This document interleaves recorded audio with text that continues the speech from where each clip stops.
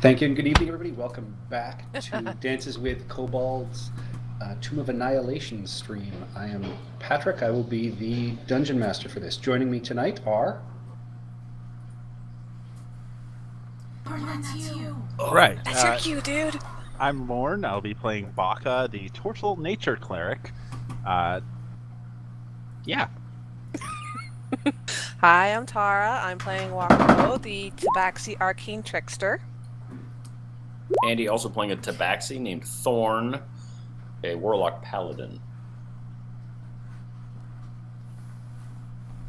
Chris.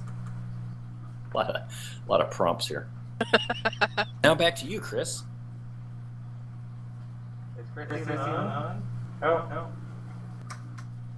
No, Chris is in. Yeah, I think he might be AFK, though, because, yeah, he's not... Oh, there he is. He's typing! We'll read what he types.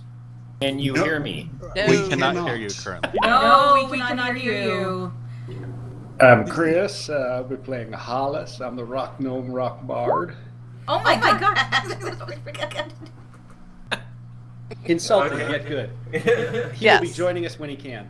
Alright, Ian, I'll be playing Winthrop Q. Rutherford, Gloom Stalking Ranger, and Explorer Extraordinaire. And I'm Stephanie. I'm playing Beatrix Caspian Rutherford, Cavalier Fighter. Allow me to interrupt you. I am back, and that's rock and roll Back rock again. gnome, Patrick. Thank you very much. Sorry. And my name is Nabil, and I'll be playing Olo, a drunken turtle. I think I'm already drunk. Yeah, let's get on with this. That's an actor. Thank goodness The we're Turtle not Drunken making some... Master. Yeah, thank goodness we're not trying to get somebody to edit this so it sounds professional. They'd have quit by now. Rage quit. Flip the table. I'm sure we said, has anyone checked our sound? I'm sure we sound pretty good. Oh. I do not know about you, but I do sound fabulous. Test. Yep. How's my levels, etc. You're Yep. good. Can you hear me now? And no one going over here because we had technical issues yesterday. Does Ian sound like he's in like far away? Nope. Do I? No, you No, sound you fine. sound pretty similar. Yeah, sound good to me. Okay, No. good. Let me You sound present. just Your like you're audio next to me. quality is very Yeah. similar to each other. You Things just we sound should- like Oh, good. Things we should do before we start. Yes. But the problem, one of the things is, the problem I always have with that is, The DM rushes us. well, not that the DM rushes us, it's we don't know how it's going to sound live before we actually go live. There's no like test. But what can we do once it's live to change the sound? Well, I can restart the virtual audio cable. That seems to fix most of the issues. And a coconut falls on Winthrop's head for 15 damage, by the way. All right. So, before the holidays, you guys chose to start portaging across the jungle north of Firefinger to get to the river Olung. From there, you will head south to Kir Sabal. You ran into a group of brontosaurs who were eating wild root as you guys paddled into a lake, and there you played with the baby brontosaurus. Heading deeper into the jungle on foot, you ran headlong into 20 zombies with blue triangles on their heads, having themselves a snack on a brontosaur corpse. Baka Wait, they stepped have fo- blue triangles on their heads? Yeah, I don't remember that either. Yeah, I don't remember you saying that. They did. Yeah. I did not say it. That's why I'm putting it in here. Okay. Oh. That's why we don't remember it. You didn't say it before. We just noticed now. You're just thinking back on it. You remember. Yeah, like, wow, there's something weird about them. I know, Baka right? stepped forward and turned many of them. The rest shambled towards the group. A pitched battle followed, interrupted near the end by a couple of Terra folk swooping in to claw and bite at Walker Bow, who was exposed up a tree, and Hollis, who had been shouting cutting words at the zombies, giving away his position. Hollis quickly joined Winthrop in his zombie blind, while Walker fled to Beatrix's side. Save me. The Terra folk flew away as soon as you guys began to mount a serious defense, and one was blasted out of the sky as it fled. You came across an empty camp, finding the bodies of explorers seemingly cut down by the Terra folk. You found a few supplies and a full water collector, which Baka is going to wait until dawn to try and purify. That night, your guide Eku told you that the markings on the zombies are the symbol of Raz Nisi, and told you a little more about his story. He was a great paladin, a chosen of Uptau and a sworn protector of Mesro, the city that is now long destroyed. Raz itself is not his name, but a title more like a duke. He betrayed his oaths and was banished, and after that he became a vengeful warlord and attempted to conquer Mesro with an undead army, but was defeated. Uptau stripped him of his god-given powers for his attempt at attacking Mesro. Nisi fled into the jungle, and his undead horde, no longer under his control, spread throughout Chult, and that is why you can still find some of these zombies with the blue triangles on their heads, as they were part of Nisi's army over a century ago, but they still wander and fester and multiply through the jungles. Oh, I think we Multiply. should go back for a head or two for the museum, as they have antiquity value. I'm disturbed at the thought that they multiply. I'm not sure I want to know how they do that. Well, they create other zombies. They don't, not all the zombies they create have the blue markings on their heads. Oh, I thought it was going to be like zombies having potato stamps and finding some blue fruit. Can zombies headbutting make blue fruit? zombies make more zombies by killing people? Yeah, are we under George Romero rules here? Because this is going to end badly. Is that Bulbasaur going to come kill us in the night? There's only one way to find out. Right. You guys stayed overnight in this camp, staying off to the sides, and in the morning, Olo went out foraging. He found some bananas that tasted like black licorice, and while he was out, spotted some almaraji, small bunnies with horns in their foreheads looking like unicorns. Oh, Attempt- one of them. Attempting to capture one, he ran into the jungle away from the camp. Unfortunately, the bunnies escaped him, and as he was running and not noticing, he stopped as he realized his feet were now crunching over hard, cold ground, and he could see his breath. Looking around, he saw an unfamiliar sight. The jungle floor had hard white coatings draped across it, and the trees had been covered in a glistening sheen, with glass-like points hanging from branches dripping what appeared to be water. And he appeared to be steaming, and his breath looked like smoke. Never been in a cold place before. It's a good thing I bought rum to keep me warm. Didn't we start this whole thing in Neverwinter? Yes. Huh. Yeah, but he's never seen it in the jungle. And with that, Olo, you looking around realize that this snowed and icy terrain around you stretches out for well over 40 or 50 feet around, and seems to stretch on. And it's slowly starting to recede, but you're actually starting to shiver and shake. I will walk up and be like, oh, ice. Thank You- God. You guys are not quite there. You guys are still in the camp. So he's run off after these Almaraz, so he's probably a couple of 100 feet away. Okay, are you going All to to Olo. what's up? Hollis is going to tune his guitar at camp. What do you want to do, How long Olo? has he been gone at this point? Just, he's been foraging, so he's been gone probably 15, 20 minutes.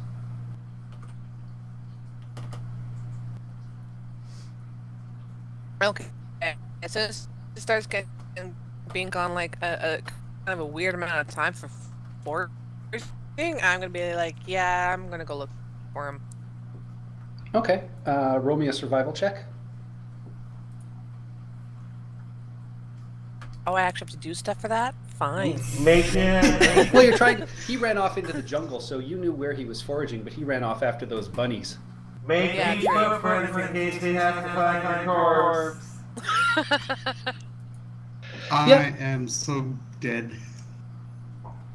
Well, no, I mean, you're just in a wintry landscape. You are more surprised than anything else. Yeah, you're able to easily spot his tracks as they, and, the destroyed remnants of the jungle that he crashed through trying to get this little bunny rabbit. I'm the juggernaut. Why do I picture like a childish sort of bumbling from foot to foot after this thing? Come here, little buddy. Exactly. I will need Pretty much how it fortune, I looked. will hug him and love Yeah. him and Yeah. Okay, so with that, Walker Bow, you, as you're making your way through, you start to notice your breath is visible in front of you, and you start to quickly realize that there's icicles and snow hanging from the branches of all this jungle foliage. Did you make this map, Patrick? I did. Oh. Ooh, pretty. Yes. Pretty. It's a little rough, but it worked. Is Olo out of hit points? He's frozen. Am I frozen? I think I was. No, you're not frozen. You're fine. I don't know why your health bar is so low. Did you not? I did update it. Okay, I'm just gonna quickly just bring this back to full. And with that, Olo, also roll me a perception check. Absolutely. Just 1 second, please. I'm sorry. I'm at. Give me 1 second. I can't even tell if he's drunk or sober anymore. Yes. With that, you start to hear a familiar rushing of wings and a slight screech as from above you, the familiar sounds of terrafolks come screaming down. Oh, we gotta see that. A lot of them. So roll me some initiative, please. Oh, hell. Everyone or no? Everyone. Yeah, because even though like we're 100 feet away, I'm assuming sound carries and you would hear the terrafolk. And if not, Walker Bow is going to come back running and screaming like, "Terrafolk, terrafolk, terrafolk, save me, bee, save me, bee." Well, to be fair, I mean, we were being paranoid about these suckers before, so. Yep, they're just not over the camp. Yeah, we need to not be here anymore. Did Beatrix? Oh wow! I thought Beatrix rolled a critical fail on that one. No. 20. Go me! Oh, it's a nat 20 because my initiative is 0.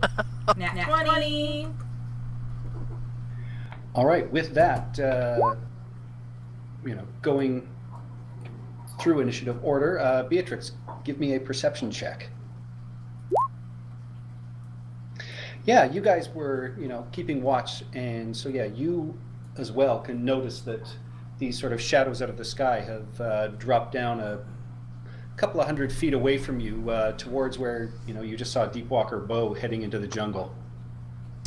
I will point it out to everyone else. Terrafolk, everyone! Be on guard! And I will unsheath my short sword and shield and run up. And I will do the dash action to get there. Okay, so that'll get you 60 feet. So Patrick, I'm guessing that the placement of us is because we're not a couple 100 feet away from them. No, that's just to keep you on the map. Right. So I'm guessing that, we saw this or heard this happening. We just Yeah, you guys will get there. Most of you, if you're dashing, you should be able to get there by the third round. How far away are they approximately? 200 feet. So everybody, depending on who it is, some people will be able to get there a lot faster. Not Hollis. And that's the end of my turn. Okay. Deepwalker Bow, you are just at the outskirts of this, so you are easily able to join the fray pretty much immediately. Perfect. Are they in range with my bow? Yes. Excellent. So the trees that are covered in icicles and stuff, are they like evergreens or are they like leafy trees, palm trees? Can I hide Mostly, under the branches? yeah, they're mostly palm trees and other, it's all jungle foliage, so large plants and things like that. No evergreens or anything like that. Okay, perfect. So I'm going to take aim at, let's go for Terrafolk 1. I'm going to shoot my longbow, then I'm going to duck under the nearest tree just so it's harder for them to grab me. Okay. Short bow. That is a hit. And that's no sneak attack because I don't have an enemy and they're not surprised. So it's only 6 damage. Okay. And yeah, so your arrow strikes true, and you hear a sort of squawk and a screech, and immediately a head that was, turned towards Olo turns in your direction. Oh, fun. Whatever. I duck under a tree, and I'm hopefully hiding under some branches to make it harder for them to get me. Okay. Hollis. Okay, so presumably I'm not actually here yet. No, you were in the camp tuning your guitar, so you've seen Beatrix run as she yelled "Terrafolk." Yeah. Okay. I'll sort of grab my guitar, under my arm and dash off. Mind you, I also run 25 feet per round, or move 25 feet per round instead of 50 feet, or 30 feet, so I'm a little slower. Indeed. So Hollis takes off and turns around and looks at one of the larger people like, "Help pick me up, maybe? Piggyback?" Piggyback ride! Yay! Well, too bad I already ran. Aw. Baka, you're here.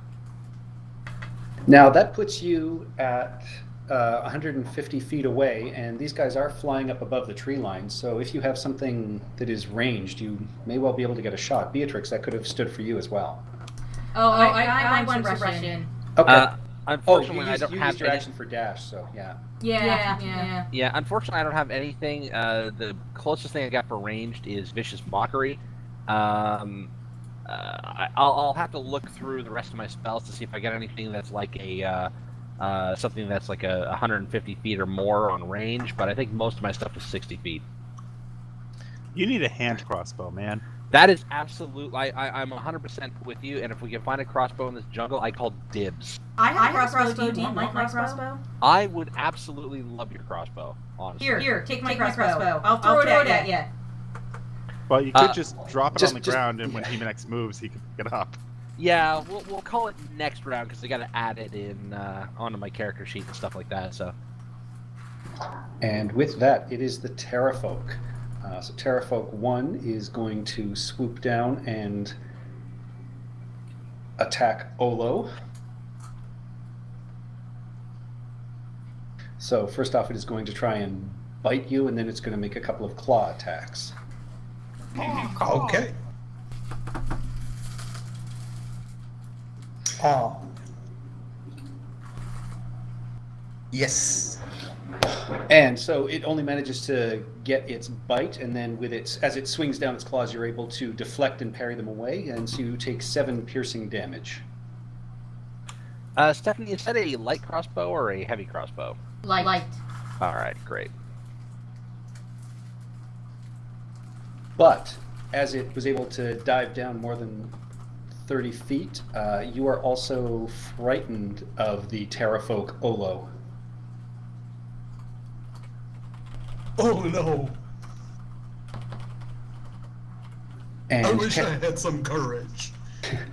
Terrafolk 3 is going to stay hovering well above the air and is going to fire a couple of javelins at Olo.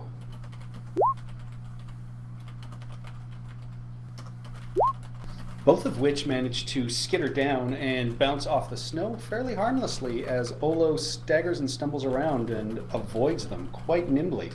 But there are no javelins on the ground. And Terrafolk 2 is going to throw a couple of javelins at Deepwalker Bow. You're going to have half cover, so it'll be +2 to your normal armor class. Woo!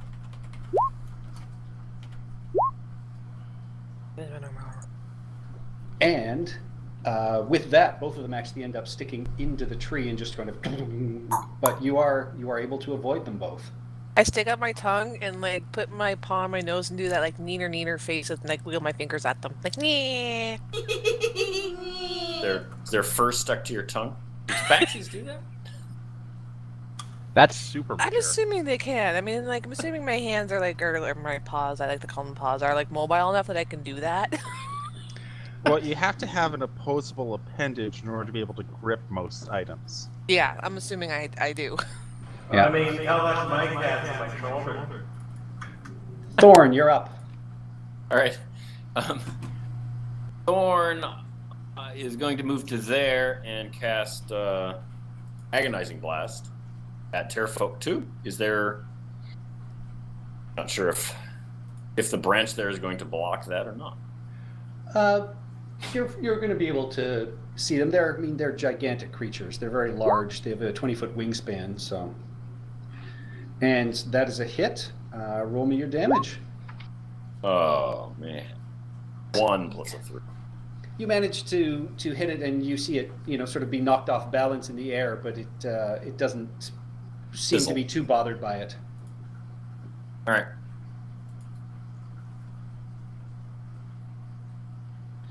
And with that, we go to Winthrop.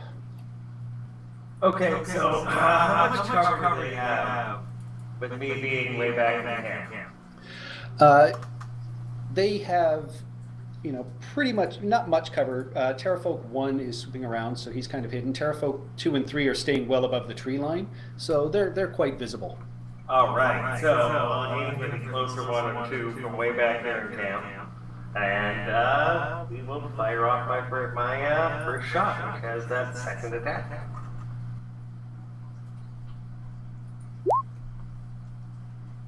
So you're firing at disadvantage. He has sharpshooter. Sharpshooter. Ah. So that is a hit. All right, Yep. and I'll do the second one. Another hit. Right. So roll the first attack's damage. Well, that's and then the second attack is just a D8, so just roll a straight D8. Oh, no, for it. Yeah, you managed to land 2 arrows. The first one doesn't seem to do much, but the second one you can see a lot more of a sort of recoil and a shriek emits, and you can start to see some, black drops start to fall down the shaft of the arrow and onto the ground. Yeah, that's it. Olo. I'm scared of which Terrafolk. All of them, or just one of them? Terrafolk 1, but pretty much all of them. Okay, so I step back just a bit, and then I take a sip of my liquid courage, and then go into dodge mode. Okay. Baka. I'm sorry, Olo, is this a special action you're taking, or is this just part of your normal movement? He's just taking the dodge action. No, I mean the drinking of alcohol. That was a free action, wasn't it? Yes. Okay. It's a character trait. Okay, I'm going to run 10 feet ahead of Hollis, stoop so that he can, jump on the back of my shell for a ride, and I'm going to cast Shillelagh on my club or stick or staff. I forget what I have. Woo! I think it's a quarterstaff. And that'll be my turn. So dashing and then bonus action Shillelagh. All right. Top of round 2, Beatrix. All right. Are there any in range of me? What's your ranged weapon? Sword. No, they're all well off the ground. And I gave Hollis my only. Well, you said you were Technically, going to put he's it on the 10 feet ground, so behind you. technically you haven't given it to him yet. All right, I'm gonna try shooting one with the light crossbow. Are there any within 80 feet of me? No, you'd have to move, and you'd still be a little more than 80 feet away. All right, you know what? Never mind. What I will is I will get near Deep Walker Bow, because if anyone attacks, if any jump to attack him, I get an immediate attack opportunity with my Sentinel and Cavalier options. You're still about 140 feet away at this point, because you only were able to dash 60 feet. So. Right. All right, I will then drop it down and dash. Okay, so. Drop it down. So Drop you're. it like it's hot. Here you go, Wallace! So you are now 80 feet, so you now would have been within crossbow range, but okay, so you put the crossbow down and you run, so yeah, you're 80 feet away. Yes. Deep Walker Bow from behind your tree. So I'm just gonna pop out, pop another arrow off at Terrafolk 1 and hide again. Well, not like literally hide, just duck back. Okay. You could use a bonus action to hide. Yeah, I don't think that would, I mean, because I know where I am, right? So I mean, like ducking behind the tree, I don't think would really work. Yeah, they have line of sight on you. Exactly. So they can see you, so I mean you'd be getting cover, which you're already doing, but you wouldn't be technically hidden. Yeah, if maybe when the rest of you guys come in, maybe you can like distract them and I can do that. But right now they're staring at me, so I cannot hide right now. And Well, by round 3, I'll be able to attack. yeah, and it manages to turn its body, and your arrow just flies right past its outstretched wings. Ah, hells, I hide behind the tree again. Hollis. All right, Hollis is going to grab the crossbow and jump on Baka's back and go and point forward and go. Forward, noble steed. I never heard of the hare riding a tortoise. Made the hair on your back stand up. Do I have to draw the rabbit again? No, Please it's don't. Honey. It's a bit of a hairy situation. Bravo. All right, Terrafolk. Terrafolk 1 is going to swoop back down and take another couple of claws and bites at Olo.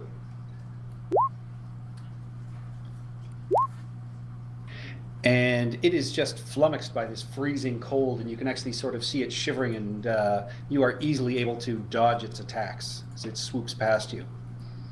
And with that, Terrafolk 2 is going to come down and try and do the same thing.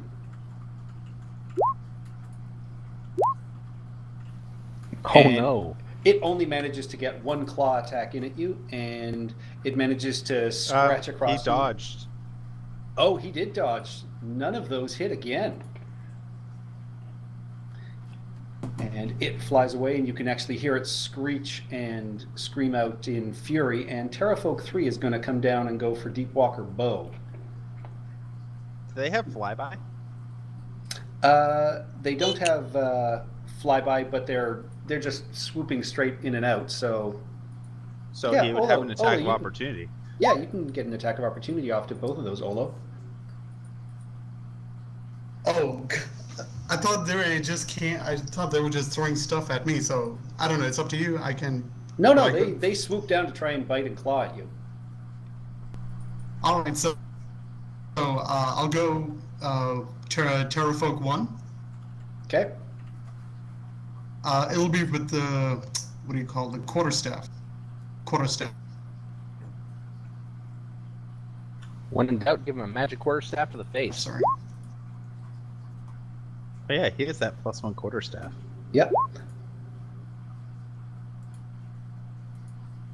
That is a very solid hit, and you actually knock Terrafolk 1 a little bit sideways, and you can see it has a bit of trouble regaining its equilibrium. And so when Terrafolk 2 comes past, give me another attack. That is also a hit. And this one, Soft you body. get it. You get another good connection on it, and again, it looks at you and just screeches in frustration. All right, so the Terrafolk going after Deepwalker Bow. Am I within range? Because I know this map is off. This map is off. You are still 120 feet away from here, so. I should have taken the mobile feed. I was so thinking about it this time, but I chose strength and took my strength score instead. All right, and so I hit Javelin instead of one of the claw attacks by mistake, but they have the same attack bonus, so that one misses. Only one claw manages to impact you, Walker Bow, and scratches through your fur, and you are going to take 5 slashing damage. And it stays on the ground right next to you, and hulks over you. Oh, Ola was beside it too, isn't it? Olo's a few feet away still, but pretty close to it. All right. Oh, incidentally, Patrick, I forgot to do this. Baka, Winthrop, and Thorn all have inspiration. That was a free action. Sweet. All right. Wait, what? I have 3 inspirations now. Nice. Yeah, but you can only give 1 out as a mission. Yeah, 1 out at a time. You get 3 per rest. Oh shit. Okay. Well, it'll be to Baka because I'm riding Baka. It'll be to the other 2 as I get to them. Yeah. Okay. What's the die? D6. Cool. Thorn. Thorn. So, Terrafolkum. 3 is on the ground. 3 is on the ground, but from where you are, you're still quite a few hundred feet away, and you've now lost that one in the foliage and the trees. It's the ones in the air that you'd be able to see. Oh, so wait, how big are these squares? That it's 100. Oh, it's way up in the air. No. Yeah, this map isn't to scale because Okay. to put it to scale, I would have had to have created a gigantic map that wouldn't have made sense on this page. I see. So, the Terrafolk 3 is within 120 feet of me. Well, you moved your movement last turn, so it would be. 'Cause you didn't use any of your dash. So your movement is what, 35? 30. 30? So it's still over 170 feet away, and it's through dense jungle, so you cannot see Terrafolk 3. You'd be able to, if you moved, I mean, Terrafolk 1 and 2 are still in the air, so those would be the ones you would have a chance at spotting. Okay, so I guess I'll just do Agonizing Blast again at one of them that's within range. Maybe I'll move up to there and go after Terrafolk 2 again. Okay.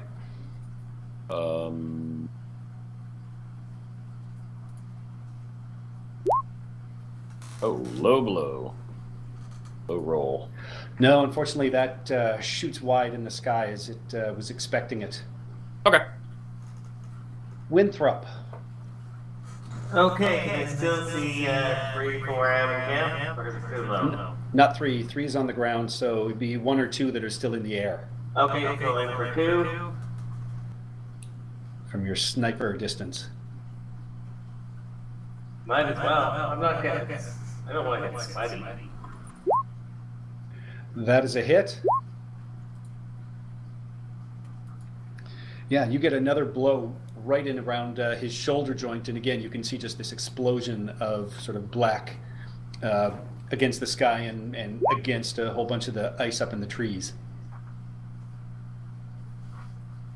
Nice. And you know what? I'll move forward 40 feet. All right. Nice jump to walk.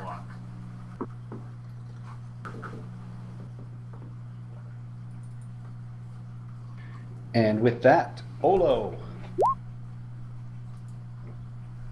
Okay, so I'm assuming I'm still frightened, and just looking at Terrafolk 3 near Deep Walker Bow, and I'm going shoot, shoot, shoot, shoot, and I'm really freaking the hell out, and I'm still gonna stay inside dodge mode. But No, I'm gonna you're move just a you're no bit. longer frightened. It lasted till the end of your last turn. So as of now, your mind is clear. Okay, so that liquid courage kicked in, and I'm gonna grapple Terrafolk 3, if that's possible. You can certainly try. It is strength. That's correct. Yes. Terrafolk 3 is Well, way athletics. up No, Terrafolk 3 is on the ground. in the air. I'm just confused that Terrafolk 1 and 2 are within range, but Terrafolk 3 on the ground isn't. But Well, it's not that they're in range, it's that you can't see it because it's on the ground in the jungle. oh, okay. Got it. Okay. Nice. Athletics roll. And with that, yeah, you absolutely get a firm grip on this 10-foot tall Terrafolk and are holding it fast. It is grappled. And I just whisper in the Terrafolk's ear, "You look tense. You need to calm down." And it just back at you, not in any recognizable language, but it just sounds angry and frustrated. Baka. Okay, I'm trying to remember exactly how far away from this thing. I've only moved 60 feet so far. So you are 140 feet away from Terrafolk 3. Oh. Okay. Can I actually see Terrafolk 3? As the further you continue moving, you could, because there is, a slight path, as you can see there. So Do I yeah. have line of sight if I move 30 feet? Yes. Okay. You know what? This thing is kind of pissing me off. So we're gonna do this.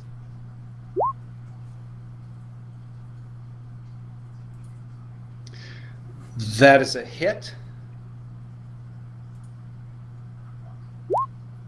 And as it is grappled, you can now see this blast of radiant energy surrounds it, and you can almost feel the sort of crackle happening in your hands, Olo, but it shoots around you, and you can hear the Terrafolk just sort of scream and recoil.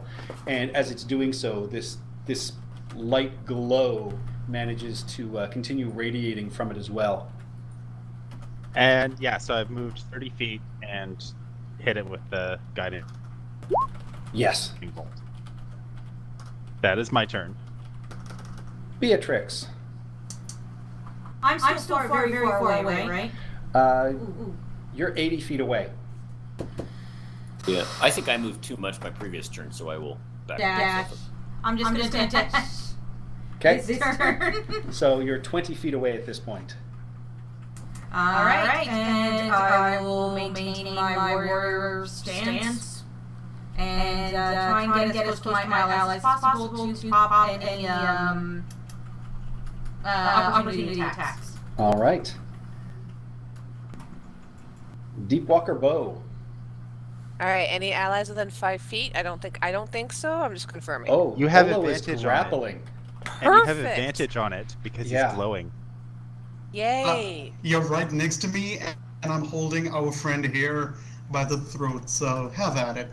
Okay. Oh, that's Terrafolk 3, not Terrafolk 1. Okay, derp. Alright, I go for the one that Olo's grappling. Do I risk hitting Olo? That's my only question. Nope. Cool! Alright, I'm going to step back a wee bit so I can use my short burr. Because, yeah, I really don't want to get up close and personal if I can avoid it. That's with the advantage. And that's 14 piercing. Nice. 14 piercing. With that, Olo, you feel it go limp in your arms, and it just kind of collapses over top of you. You're welcome. And But yeah, you now have, Olo, you now have this dead weight just kind of hanging over you. yeah, I'm gonna move it and try and get help him get the dead weight off him on his turn. Use this jungle camouflage. Wait, I have an idea. I take the Terrafolk's both of its arms and I start singing, "Hello, my baby. Hello, my honey. Hello, my black gal." Well, if it is covering him, then it's full cover. Oh, it totally is. Yeah, just stay under there. It's like a tent with no pole. Ugh. Hollis. Okay, so that unfortunately was my only viable target with my crossbow. Beatrix did toss me her crossbow, yes? Correct. Yeah. Well, you picked Okay. it up off the ground, I thought. Yes. Yeah, Okay, basically. so You now have it. excellent. The next question is, how many bolts do I have? 20. Well, you have the one that's in the crossbow. Unless you drop two things. I have one entire shot. Okay. And I'm guessing. I would argue that the second time I did my dash, I would have dropped. Because I know I only dropped one thing at a time. I would have dropped the bolts. I would have been aware of that. Oh yeah, you would have dropped it on your second one, so he'll just be able to pick that up on his next turn. Excellent. So, Terrafolk 1 and 2 are how far from me? Presumably not within 80 feet. No, so you'd be firing with disadvantage. Okay, are they within 320 feet? Oh, absolutely. Okay, good. So, well, here we go. 10. Unfortunately not. It manages to whiz past them in the air. Okay, I'll reach down, grab the quivers, throw it over my shoulder, and look over at Winthrop and give him some inspiration. Thank you. How far away are you? Because Winthrop only barely moved, so Winthrop's basically still back in camp. That's a very good So question. we're 90 feet away from him. Okay, so Thorn would be closer then, I'm guessing. Yes. Okay, so Thorn gets it. Okay. When he gets inspiration? Is that what you did? Yeah, Bardic 1d6. inspiration. Okay. And with that, it is the Terrafolk's turn, and Or is it there? screaming out of the sky come 2 more of them. Oh, for God's sake. Three is dead, right? 3 is dead, All right. and with that, 1 and 2 are going to swing down and go for Deepwalker Bow, and no, Olo's got full cover, so Terrafolk 2 is going to fly by and rip the carcass of the other one off him first. Is that within opportunity attack of either Olo or myself? No, because you're not within melee range of it yet. And because it's just ripping it right off of Olo, I'm going to say Olo wouldn't get an attack of opportunity on that one either. It's basically, got something directly in between. But Terrafolk 1 is going to come down and swoop through and make his attacks. Okay. Ouch. And it gets you for 2 claw attacks. And so screaming out in fury as it does. So you end up taking 12 slashing damage in total. And then it is going to try and swoop past. So you'll get another attack of opportunity. Woo-hoo.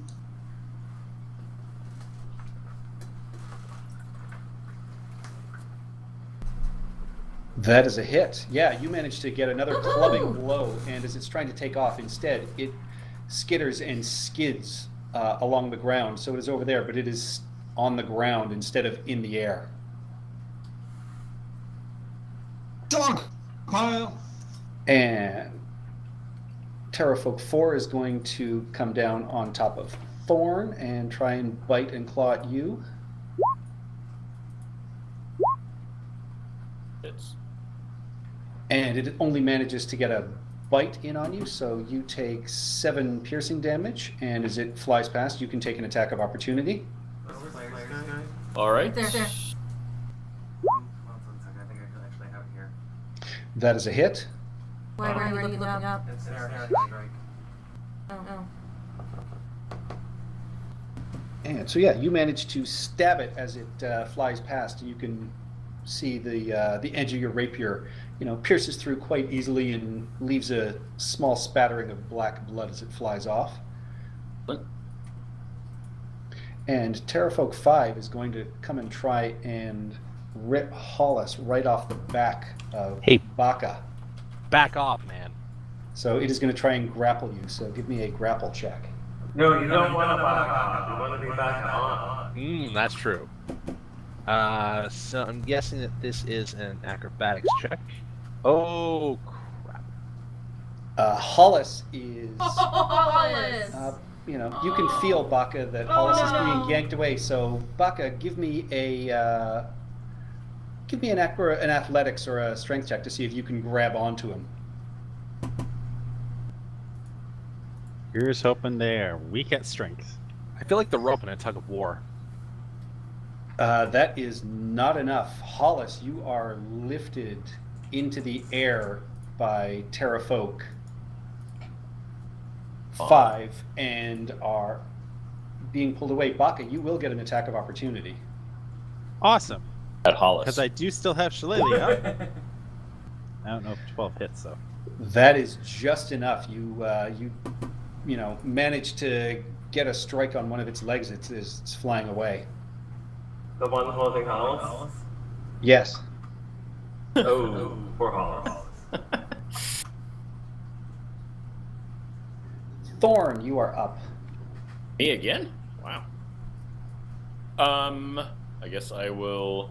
No, I guess it was I got an opportunity before. I guess I'll go after Terrafolk 4. Okay, it's about 20 feet up in the air right now. Yeah, I mean with agonizing blast. Okay. That's definitely within range. Oh, that hits. Okay. Yeah, with that, you manage to blow one of its wings, and it kind of does a barrel roll in the air, and you can actually see its eyes go wide for a second. All right, that's what I like to see. Thanks, Libby. Any movement? Any bonus actions? Yeah, I was just gonna say, am I under partial cover if I move there? Sure. All right. Yep, you can try and duck behind one of the trees as well. All right. Winthrop. Okay, so I'm gonna pull back my bow. I'm gonna notch arrow, pull it back, and it's gonna glint all magic light as I cast a ensnaring strike on Petrifolk 5. Oops, sorry. Well, you cast it on your arrow and Yeah, try yeah. to attack him. That thing.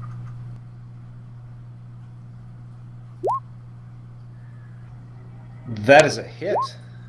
And then no much plus 1d6 damage to the hit. It has to make a strength save, doesn't it?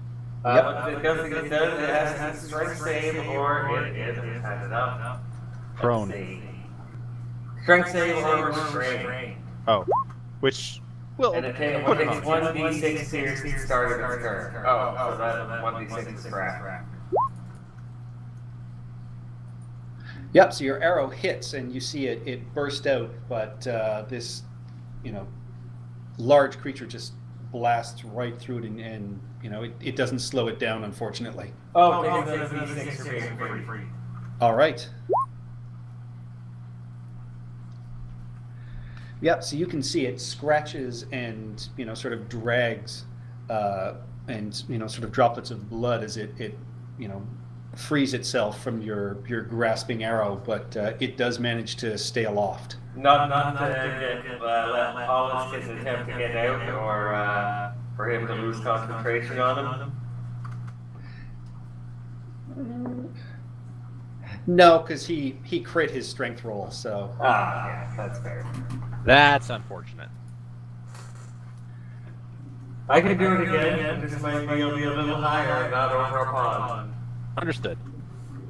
Olo. What is the location for Terrafolk 1? Is he still on the ground? He is still on the ground. He skidded as you smacked him with your quarterstaff, and he's not looking great. Good. And second question is, Terrafolk 5 with Hollis, how far is he above the ground? He's 25 feet above the ground. Ooh, and this tree. Sorry, I'm using my ping. For some reason it's not pinging. Below Terrafolk 4, there's this tree. Is it a palm tree?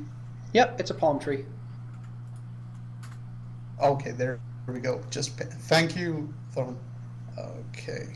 Burkham!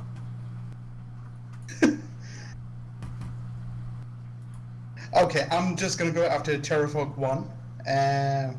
I'm trusting the other range characters to take care of Terrafolk 5 before Hollis is, baby bird food.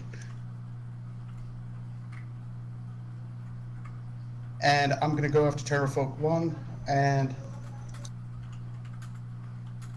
I'm gonna use one key point for one regular attack and then go for flurry of blows.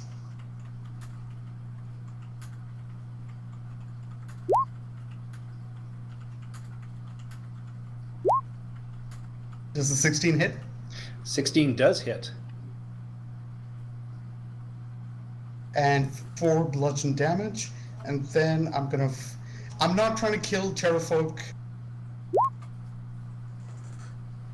Sorry, I was trying to say that I'm not. Non-lethal damage? Non-lethal damage, that's the word I was looking for. Thank you. And then...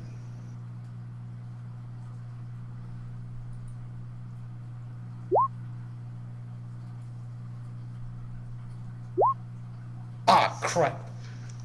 Oh. You guys see Olo Ouch. manage to, race across the ice and absolutely clobber the terrafolk that's on the ground with his quarterstaff. But then as he's trying to stop and get his feet for his claw attacks, you see him just skitter and just slide right on past as his arms kind of flail wildly. Alcohol does have its downside. It does. Scratch yourself. And at this point, I am going to, I didn't put her in the tracker, but rolling in is Eku, and she is going to cast Bless on Thorn, Winthrop, and Baka, because that's who she's able to catch up to. And she respects her abilities. Yeah, sure. It's not that you're just closest. And with that, Baka, you are up. Okay, just had to edit one thing here. All right. In that case, then I'm going to move forward to basically stand directly underneath Hollis. Okay, good. You're gonna need to. Yeah, well, this way it cuts 5 feet off of how far you're falling. For Ish. guano. Well, that and I'm putting the shield up so you can try and land on it. Yeah, you and can then hit the nice soft shield instead of the hard soft ground. yeah, At a fall, it doesn't matter. it really doesn't. And then I'm gonna try and hit this thing for all it's worth. Oh, Wow. That is a clear hit. So that's 14 radiant damage. Because apparently I can roll a 1.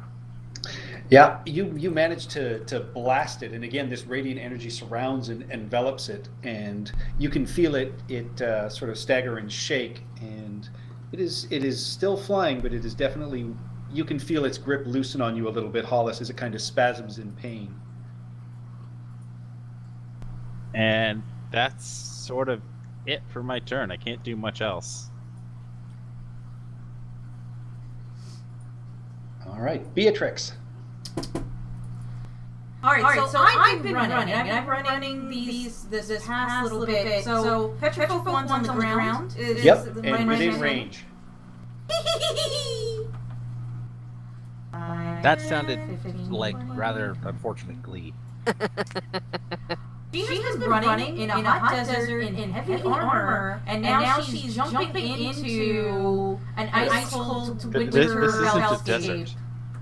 Hot jungle. We're in a jungle. Hot jungle. Yeah, hot jungle. Did I So say as that? soon You as said as soon as desert. you Oh, never mind. as soon as you cross into the ice, just this steam bursts off your body.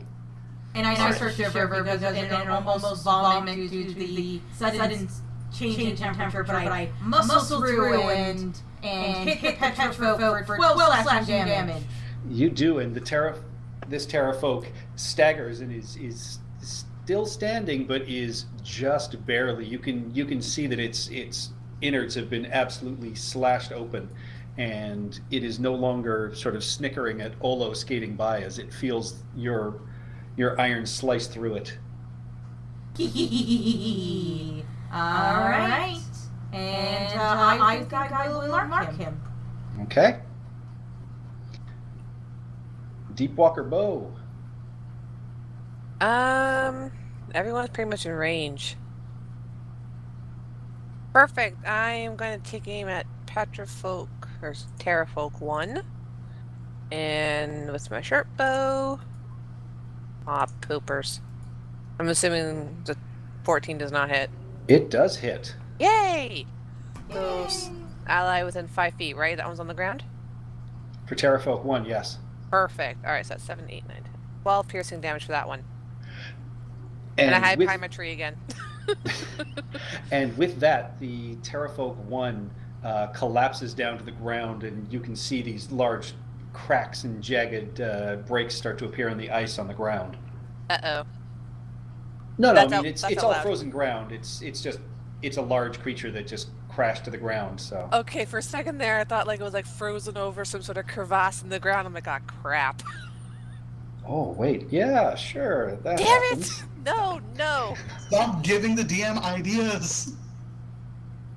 Bad DM. Well, no, not bad DM, but don't do Pipe that. down while you're ahead. Yeah, and Shutting so up now. so Terrafolk 1 is dead, but I need it for the tracker, so it's just going to remain on the screen. Hollis. All right. Currently in the air, you've got Baka underneath you and a small bit of water underneath you as well. Excellent. I am holding my shield up, as a landing platform. I will make every endeavor to attempt to hit your shield as hard as I can after a 25-foot drop. Okay. I'm going to presumably he's grappling me, or he's grabbed onto me. I'm not sure if he's grappled me or if I'm just being held. You're being grappled. Okay, so I couldn't cast a spell then. Yeah, you can cast a spell. Okay, good. Because I'm going to sort of with a free hand grab onto him sort of near the collar, look him right in the eyes and say, "Oh, you're dropping me now." And I'm going to hit him with one of these. User.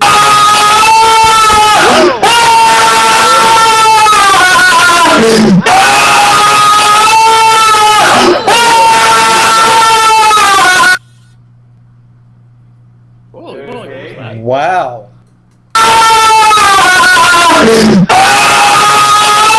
User disconnected from your channel. Is he alright? Okay, What was that that? appears to be somebody who is invading our channel.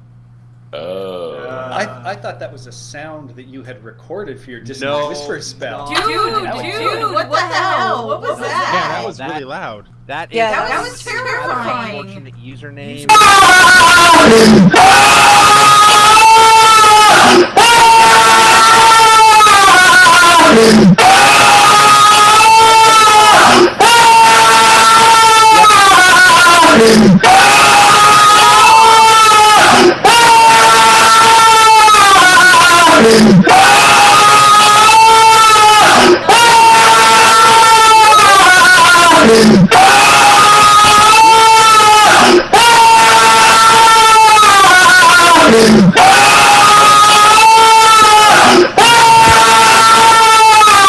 Basically ban him from the channel.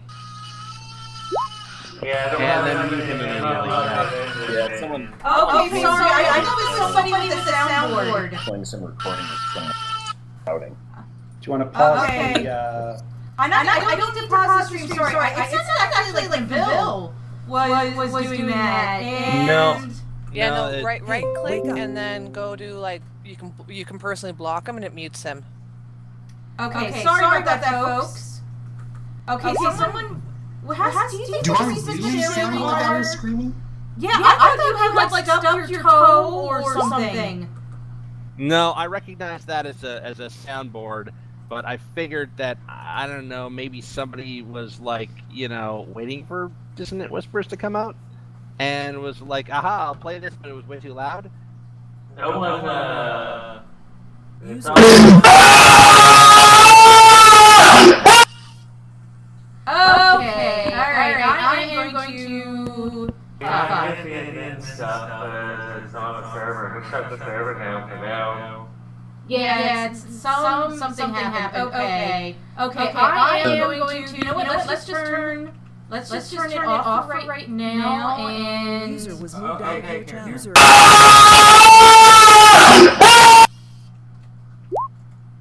What the fuck? What's the password? Disconnected. Alright, I completely fucking I disconnected. It's good now. Well, hold up. I'm trying to actually fix this.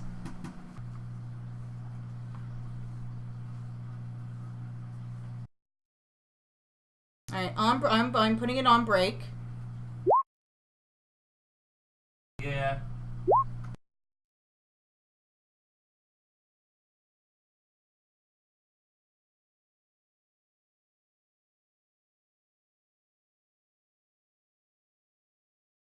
Did you? Oh, you know what? It's probably fucking Reese. Reese's friend. Why would it be Reese's friends? Well, who else would know how to get into our channel?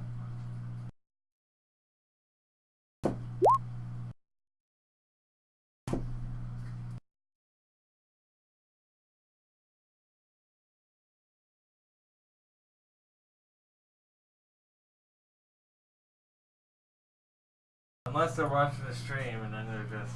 No one's watching the stream. Okay, I'm setting a server how can I set... tell everyone to get off, and I'll set up a server password. Someone must have just, figured it out somehow. Okay. How can I edit my connections?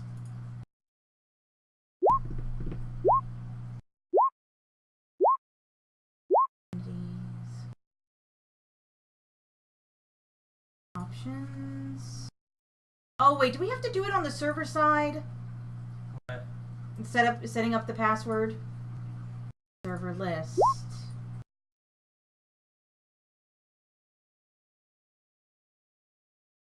No, there's no password.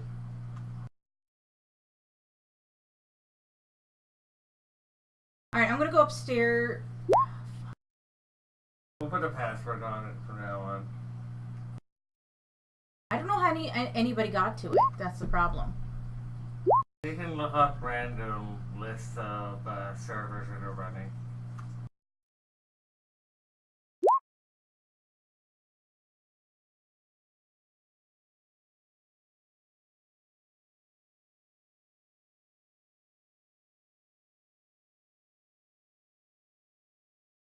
You want to wake up Lyndon and have him set up It's a fine for now.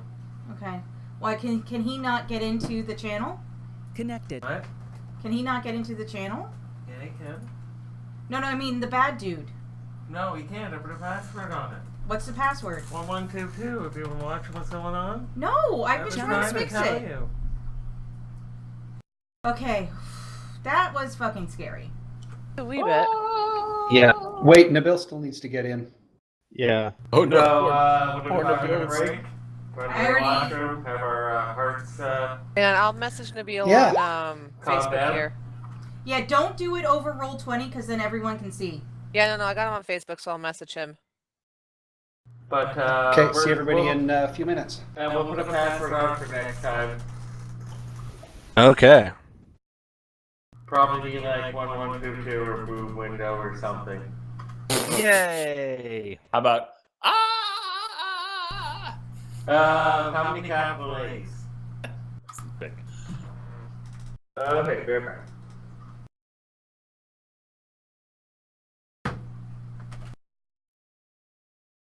That was fucking terrifying. Yeah. I just User had left your channel.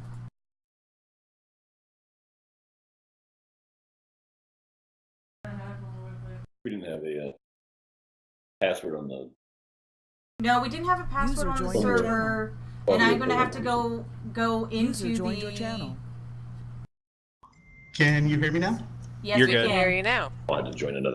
Holy And shit. just to make it absolutely clear, I did not stub my toe. I'm absolutely okay. Well, that's Yeah. what, like, at first I thought, okay, like, it's his What? recorded sound, and I was like, oh my god, somebody hurt themselves, and then I saw that user, and their name kept changing. I was like, oh, you sugar figure. Oh no, I'm willing to call him a fucking asshole. No Yeah. problem. That. And I'm if we actually do going have any to- viewers who went through that same experience as us, we do not apologize for the language we just used for that particular asshole. Well, it appears that our stream is now paused because of good reasons. So, Yeah, I purposely Yeah. did it because I seriously thought it was just like, yeah, someone stubbed their toe and they were screaming, and then, oh, somebody did a joke and they don't realize how loud it is, and then I Oh, finally no. realized it was someone in the fucking channel. no, they realized how loud it is. Someone stubbed Yeah, their toe, they then did. realized I'm they had- actually going to message, I think my fear is we have a friend's teenager that sometimes uses TeamSpeak with us to play games, and I'm afraid that maybe one of his idiot friends He used it with one of his idiot friends, and one of his idiot friends showed up here. No, I hate to break it to you, but there's lots of channels, or there's like people who will do this. They'll basically scan IP ranges for random TeamSpeak channels, especially ones that are not passworded, and then they'll do stuff like this. So this is a random griefer, basically. Yep. Just a random griefer. Okay, that makes it better because Actually, it might even just be a bot by a random griefer. Basically, yeah. No, there was definitely a human behind it because I got like a private message to shut the fuck up, bitch. Oh yeah, So, I saw that. yeah. I saw that too. Yeah. Why do you think it's Reese? Yeah, I got the same I don't message think it's also, Reese. I think it's one of I'm Reese's assuming idiot it has to friends. be, what do you call They're it, bot? friends. Yeah. Could be a bot just doing Yeah. the poke as well. So perhaps a password better than the one that we had suggested. Yeah, well, I think we used to have a password, but we took it off just due to like funny problems we had. But we're gonna just put a new one back on. We're all in email, so we can. Yeah, we'll figure it out via email and just like, yeah. All right, I'm running to the ladies' room. I will be right back. Or we leave that open. How's everybody doing? Yes, Good. I'll let you know my heart Yeah, starts maybe beating again. That's my Yeah. idea. Still a little I'm gonna rattled get my there. healing back. I'm gonna grab another whiskey and cola, and I'll be right Yeah. back. So I have a question. Did it make it save? It did not. Not after that screaming. Yeah, I really thought that was Chris using a soundboard. I thought that was you using a soundboard because like you were waiting for me to use this spell, and you're like, "Aha, I get to use it," but like you'd said it too loud, or something. Yeah, it was well timed and kind of sounded like some really dissonant whispers. So. Yeah, I imagine that's what he's hearing. Person could. That wasn't made other really sounds. dissonant. That wasn't really dissonant whispers. That was more like a dissonant scream my ass off. Yeah. Well, I'll be right back, and if I hear the sweet sounds of screaming through my headphones from across the room, then I'll know exactly what's happening. Seriously. I just do not understand some people. Oh no, I understand it, and it's not pleasant. It's It's just for shit. It's for shits and giggles. The guy is probably laughing his ass off right now. It's like, yeah, I got people who log off TeamSpeak. I'm so awesome. Stuff like that. Yeah. Yeah, I didn't say it was like, particularly great or just not shitty, but that's how some people get off, I guess.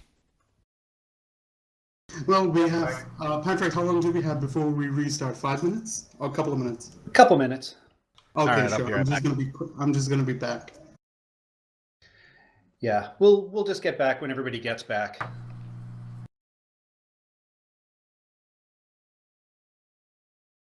To be honest, I almost did stub my toe. I was in the kitchen. I was just I was just getting crushed soda when I heard the screams, and I thought, okay, I honestly thought Patrick was playing a soundboard of somebody dying. And See, then- I thought it was you, and you were drinking something hot and spilt it down the front of your chest. Because I could see someone reacting like that if scalding I hot thought, water or tea or something spilt on them. I thought axe murderer, but yeah, about the same. And then it went on for too long. I mean, honestly, just think about this for a second. That for me to speak to you guys, I have to hold down a keyboard button. So if I spill coffee or if I'm getting murdered by an ex-murderer, I'm taking an extra effort to hold down that button to scream into TeamSpeak. It's like, oh my god, I'm getting murdered. Ah! Yeah, well, no, if that was happening, I would put the effort into doing it. Help. Because then there'd be a record of it happening. Oh my god, Nabil murdered on Twitch tonight at 9. Nabil who? That would be me. No, that's the joke. Oh. About there being a record. Where? I'm sorry, I'm still on adrenaline rush because of the scream, so all the jokes are going over my head right now. Oh, I gave me a heart attack. It hurt my ears. It hurt my ears too. I actually muted my computer for a minute there.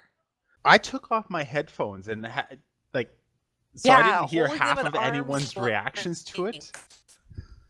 There weren't really any. It was too loud to do anything. Screams. Is Andy muted?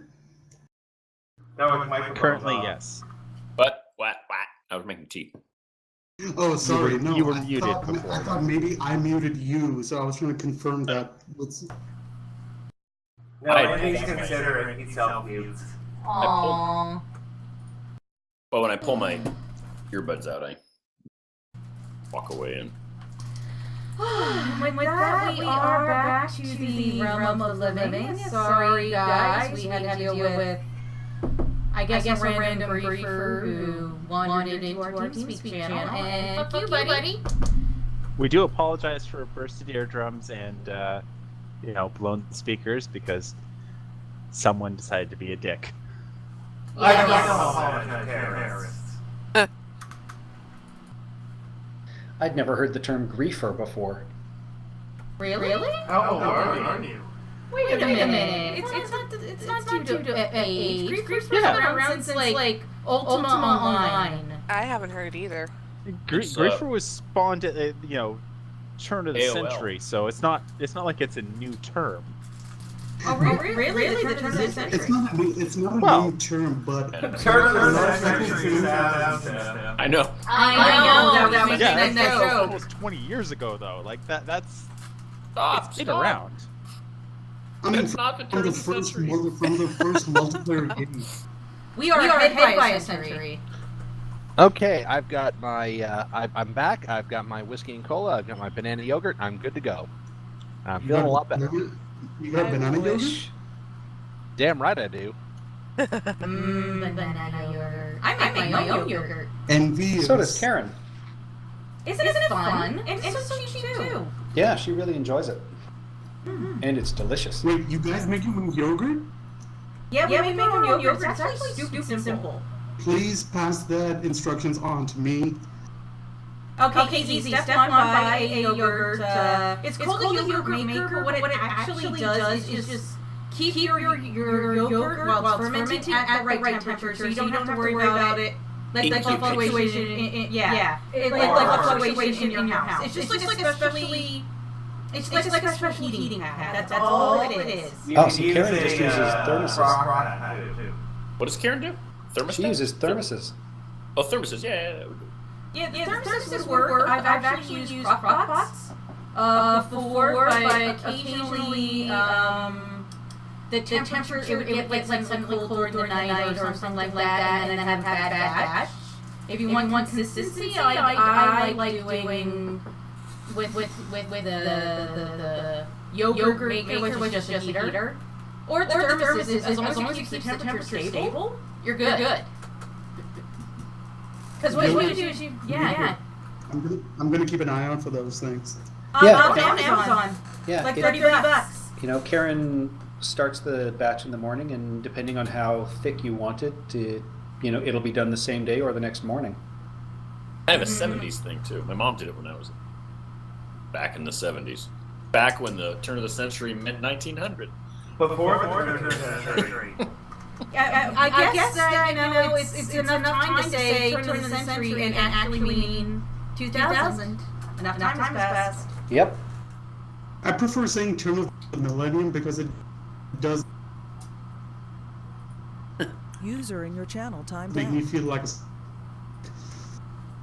Mildly concerning there, but that I don't think that was anybody. Well, who is it? User that entered was- your channel. there we go. User There's- disconnected from Oh, your there's channel. Tara. Yeah. I really like the age of Aquarius or something. No, that was the 60s. For the age is like 1,000 years. you So- okay. You okay over there, Tara? Yeah, I don't know what happened. I lost my connection, and then I tried to sign back in, and as I'm trying to sign back in, it signs me in. So then it signs me back out again after I'm gonna say, "What the hell are you doing?" Thus proving Terror was the one that sounds more. Har. I mean, Tara, you always seemed like a very closeted griefer, so I suspected that 4 years ago. CG. Are we all back? I think we are. Yeah. All right. How's everybody feeling? You guys want to Fantastic. continue? You want to? Yeah, no, let's finish them No, off. I want to kill these I'm on terraphones. sugar Holy high and Christ. Take out my adrenaline high right frustrations. Yeah, me too. I was just so shocked, but now I'm pretty calmed down. It was more just a shock of the noise than anything. Got my hackles up. Indeed.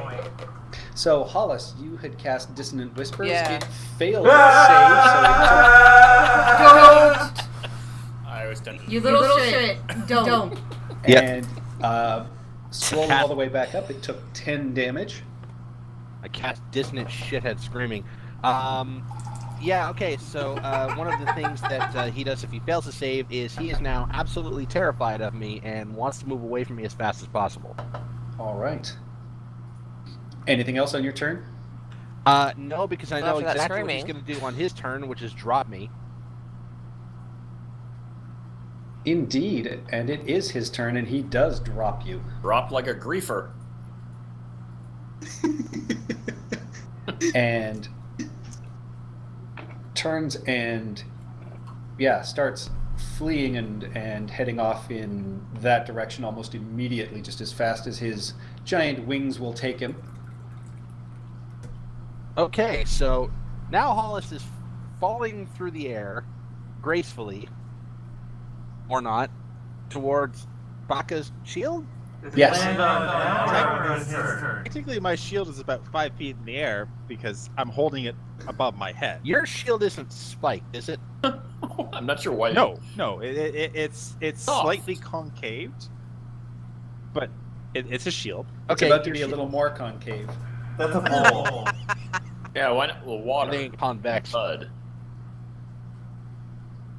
Just don't scuff the holy symbol on it. All right, so so Hollis, give me a dexterity save. Okay, well, this is going to be entertaining. Dexterity save, huh? can they both put Save. inside that shell if he misses? Booyah! Nice. You managed to, prepare yourself as you knew your spell was coming, and you knew Baka had his shield laid out. So you managed to fall probably about 15 feet, getting your feet down, managing to spring slightly off the shield. You make a pretty good half gainer and end up in the shallow water, overall taking only 6 bludgeoning damage from your fall. That is a lot better than it could have been.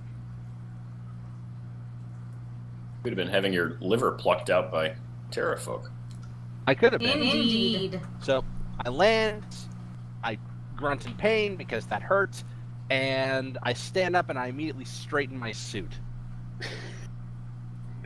And with that, Terrafolk 2 is going to come at Olo. Bring it, bro. Oh, bring it! It He does. brought it. Well, shit. Oh wait! That was Petrofok 1. Never mind. Do I get an attack of opportunity against Petrofok 2 for attacking Olo via Sentinel? You will. Let me roll his damage up first. Okay, not a problem. Hold, please. I love this character so much. Almost going so- to be in the ground. Get to You interrupt take- the DM all the time. You take 9 piercing damage from the bite, and then as he is basically holding you firm in his mouth, he claws you across, and you take 8 slashing damage from his claw attack, Olo. Oh, my cat does that. And Flying cats. Olo drops his jug of wine and slumps downward, faceward down. The real tragedy is the wine. Yeah, I mean, is that fair game now? Some still left. Well, it's gonna be nice and chilled because it's on ice. Oh, no, we need to get him back. He's going to appreciate this. So Beatrix, you get your attack of opportunity, but it manages to bat your sword away and cackle maniacally as you're feeling a little sad about the wine hitting the ground too. I know, it's just a waste. It just goes down in slow motion too. I mean, it's only slightly better than it going down in purple. I love how you guys are showing more concern for the dropped wine than you are about me. Oh, Love you, I'll try and get you Olo. back up. He'll be fine. And with that, Yeah, you'll be fine. Baka will catch you up. Terrafolk 4 is going to come down towards Baka, Oh, of course. who just, as he watched a gnome bounce off your shield. So you're standing there with your arms above your head, looking very fetching. Wah, wah, wah. And all it gets is shield and shell as you manage to repel each one of its attacks. And as it flies away, you get an attack of opportunity. Oh! Whoomp! You absolutely slam it, and again, instead of getting up in the air, it slams into one of those trees and is... okay, I want to just point out, that is a super crit. That is max damage. Yeah. That's a D8 with a D8 on a 20, on a 4. And so, yeah, it goes smashing through the trees, and you just see this giant hole left in the foliage, and you can hear it bouncing along the ground before it manages to claw its way and take a little bit of air again. But it's only about 15 feet off the ground at this point and looking very shaken.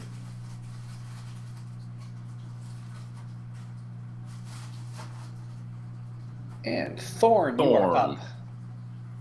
So, if I move up to there, can I move up to there? I don't know if that's 30 feet or not. Yeah, you guys are, except for basically Winthrop, you guys have all made it to the sort of fight zone. Winthrop's still been keeping his distance because he's so ranged, he doesn't need to worry about getting close. I see. I understand him. So I think I can get to there and then do my agonizing blast at Terrafolk 4. Yep. If I can. That is a hit. And, you can see he manages to regain some semblance, but this force blast knocks him back another few feet, and you can see he's trying to gain air and fly, but you are just absolutely not letting him. Right. Winthrop, Terrafolk 5 is really the only one you've got a bead on at this point. All right, big bird, time to walk. Yeah, that sucks. Shooty. Yes. Clear hit. And yeah, you managed to send another arrow in, and it notches just beside the one you hit it with before, and it sort of squawks and squeaks and, turns and is looking, but can't see where these arrows are coming from. Hit it right in the Olo. Okay, since I am doing meat grinder, what is the DC save on this? 15. 15. Ah, poop. Ask Andy about making death saves. Yeah. Will fail. Death save. No. Gotta get death saves. That is one down. And you think that my bow is the reason I didn't come rushing out. Baka. Thorn, get in there. All right. Okay. So just to confirm, I am currently 40 feet away from Olo. Yes. Awesome. All right then. So let me just double check to make sure I actually have the spell prepared. I don't think I didn't prepare it, but Baka I did. stops and Awesome. scratches his head. It's like, what did I do? what was that word again? Oh yeah, heal. Oh, I guess it should actually be tracking. Bucket just Spells like momentarily forgot the name of this guy. What was his name? Oh yeah, Bob. So yeah, some healing. Olo gets 8 healing, and okay, of the 2 nearest to me, are any of them on the ground? No, the only one on the ground is Terrafolk 4. 2. 4 is only about, it's still in the air, but it's only about 15 feet in the air. It couldn't And get you back said up all the way. 5 was the most injured? 4 is pretty bad too. 4 and 5 are both equally, they're injured, but they don't look like they're on death's door. All right, well, we'll go after 5 simply because of revenging for Hollis. Yeah. Well, 5 is currently running away. But Oh, right. hey, you know, shooting a pterodactyl man in the back, perfectly fine by me. Wait, were we not supposed to be doing that? We've been doing that the whole time. Yeah, don't worry about it. You're good. So yeah, if he makes his wisdom save, He No does damage. not. awesome, 5 damage. Yeah, you can see him shake his head as these bells sound in the air around him, but he is still flying, and he is running, looking panicked at whatever that little beast he picked up was said to him. Nasty Okay, little- and then last thing, I'm gonna move just in front of Hollis to help pick off anyone who might try and attack him, and that'll be my Alright. turn. All right, and at the top of this round, coming bursting out of the jungle foliage, Zombie dinosaurs. you guys see a bearded Hello. man with longer hair wearing, sort of striking silver armor who comes crashing through these jungles, and you see him outstretch his hand, and from his hand this icy beam envelops Terrafolk 4, and Terrafolk 4, who's trying to fly, you see his entire body just immediately become coated with this clear ice, and you see it not only start to coat it, but the entire creature turns into ice and collapses and splashes down into the water beneath him, just absolutely almost petrified, but completely frozen solid. Iceman cometh. He's a terrasicle. He is a terrasicle. Ooh, yummy. And with that, Beatrix, you are up. All right, Petrofolk 2 is in range. Oh, it's on the ground right beside you. It didn't fly. It came down to finish off Olo. All right, I'm going to hit him. Terra the snowman. Oh! Doesn't need a carrot. And he is marked. So he gets disadvantage on any attack that isn't directed towards me. So All right. Yeah, you managed to slash him with your sword, and again, this sort of black blood sprays out, but also just the steam comes out as you slash through him, and he, squawks and raises his claws at you. And you know what? This sounds like a good time for action surge. And I will gain a second attack. You know, it's a good thing, Steph, you're not attacking two-handed, because that's horrible rolls for two-handed. I'm not attacking two-handed, I have a shield. I know, but the D10s, rolling a 2, rolling a 3, that's horrible rolls. Try to do better. Well, roll 20 to roll better. It's all over the place. Especially yesterday. But with that, you're able to, as it raises its claws, you smack them out of the way with your shield and turn and slash again with your sword, and this one manages to just eviscerate straight up through the body of the creature, and it gasps and shrieks, but then falls and collapses on the ice, and again you can feel the ground around you shake, and there's just these rivulets and cracks that appear on the ice. Uh-oh. Okay, maybe we should take a step back a little. Slowly. Spread yourselves out. You're asking a one-ton turtle to take very slow steps. Well, just gentle. Tippy toes. For your weight. Dum dum dum dum dum dum dum. Yeah, there you go. Deep Walker Bow. Alright, how far away is Terrafolk 5 from me now? It I'm is assuming up I in can the... see him. Yeah, you can see him. He'd be within your short bow range. Alright, do I want to move closer? Yeah, I want to move closer, so I'm going to move up beside Thorn. And then, yeah, short bow. Oop. That is a hit. Wait. That's 8. And he is still flying away, but you can see your arrow hit him squarely, and he dropped a few feet in the air and had to sort of calibrate, and is not moving as quickly as he was, but he is still flying. Yes!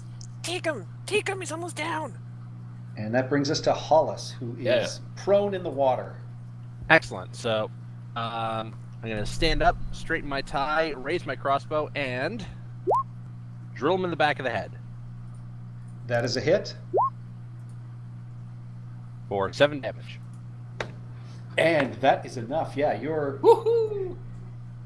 you come out of the water, almost looking like something out of Apocalypse Now, as you slowly come out, straighten your tie, pull the crossbow, and fire all in one sweeping motion as this water splashes off. It splashes off looking like doves coming out of a John Woo movie.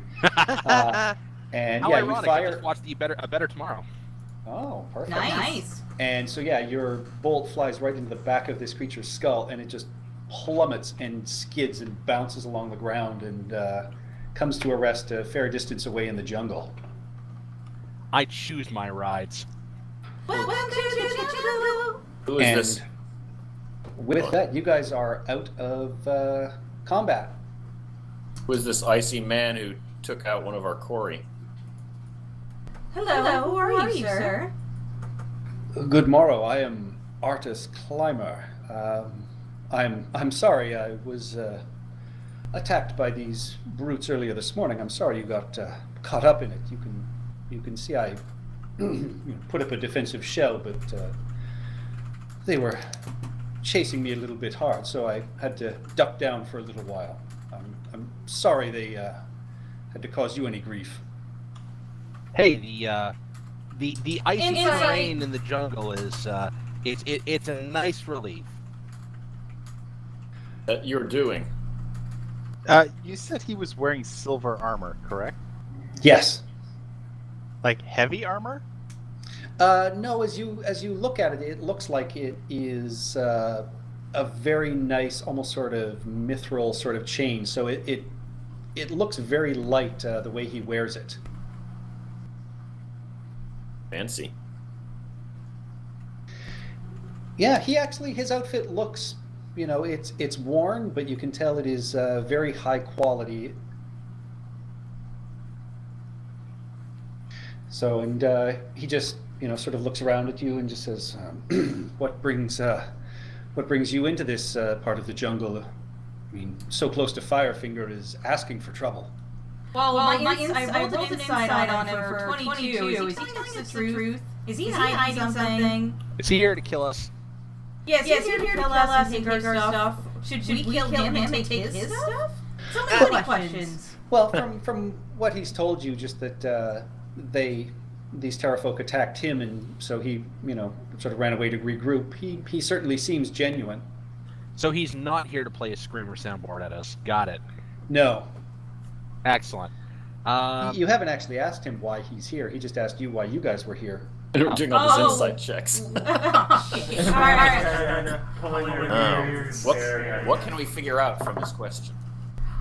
We can say we're going to the Aarakocra, make our fortune. And just leave it at that.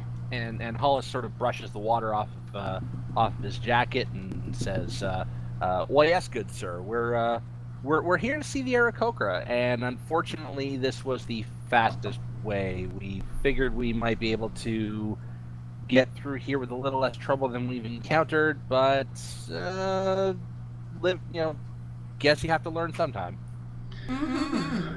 Oh, it is the fastest way down to the Aarakocra. I agree if you're taking the river, but be warned, if you've upset the Terrafolk, they will keep coming out of anger. I assume you've already faced them before then. Yes. At least once, I yeah. assume after a while the losses outweigh the gain of coming after us.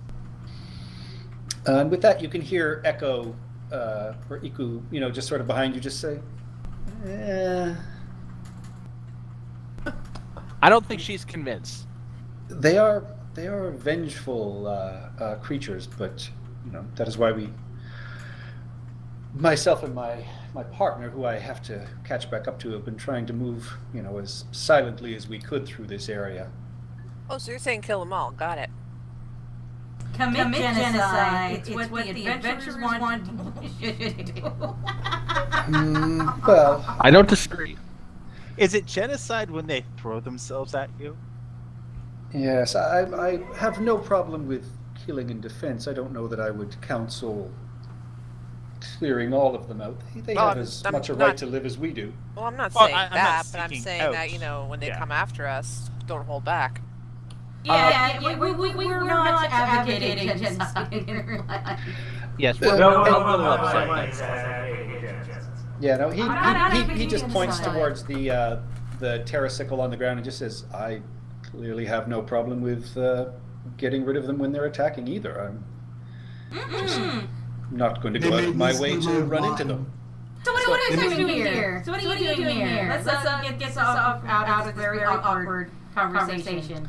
Well, I'm on my way to Mesro. I'm hoping to meet some old friends there, but unfortunately, these people have disrupted my plans. What's a mesra? Ezro is a city. Mesro, it's a long destroyed, long lost city. You guys, it's on your map. You guys are going to go to the south of it. You know that that's where sort of the Flaming Fists have been operating out of, so you guys were going to avoid it. And the Flaming Fists are those zealots, right? Or no? They're the people that are Forcing. that sell the charters of travel that you guys got forged. So Okay, so there's actually people there. He's not like somewhere in time, and thinks it's still a nice, happy, thriving metropolis. no, I'm well aware that it is destroyed, but it is an easy landing ground for ships, and I'm hoping to catch up with someone I haven't seen in a very long time. Excellent, excellent. So tell me, Climber, do you know why we're standing in ice here?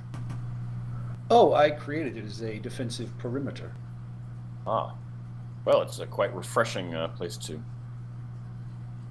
carry. Yes, it's also one of the few ways I can get some fresh water to drink. Do you not have a rain catcher, sir? Oh, unfortunately, my rain catcher got damaged in a flash flood that happened just a few days ago, so I've been making do as I can. I've lived in the jungles long enough that I can collect rainwater from leaves and, create some ice every once in a while. Well, we do happen to have a spare rain catcher if you're interested in carrying it through the jungle. Well, I certainly wouldn't turn down that kind of generosity. That is very, very kind of you.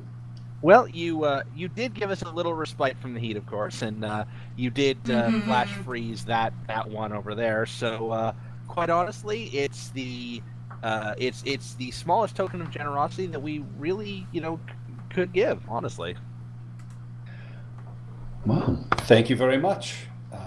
And with that, I really should be on my way. And you see him, he puts out his hand and opens his hand, and spraying forth is more ice, but it grows and it builds up until it turns into, what looks to your eyes almost a vulture made of ice.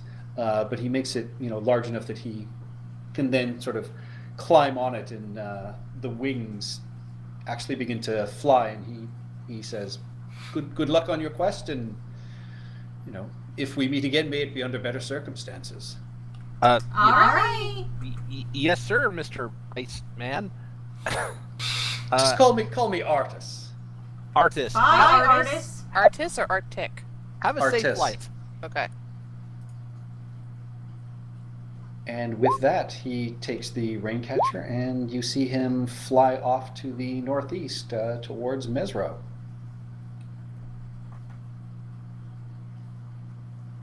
And Hollis looks back sort of stares at him as he flies away, and he says, "Did that man just make an ice vulture and fly away on it?"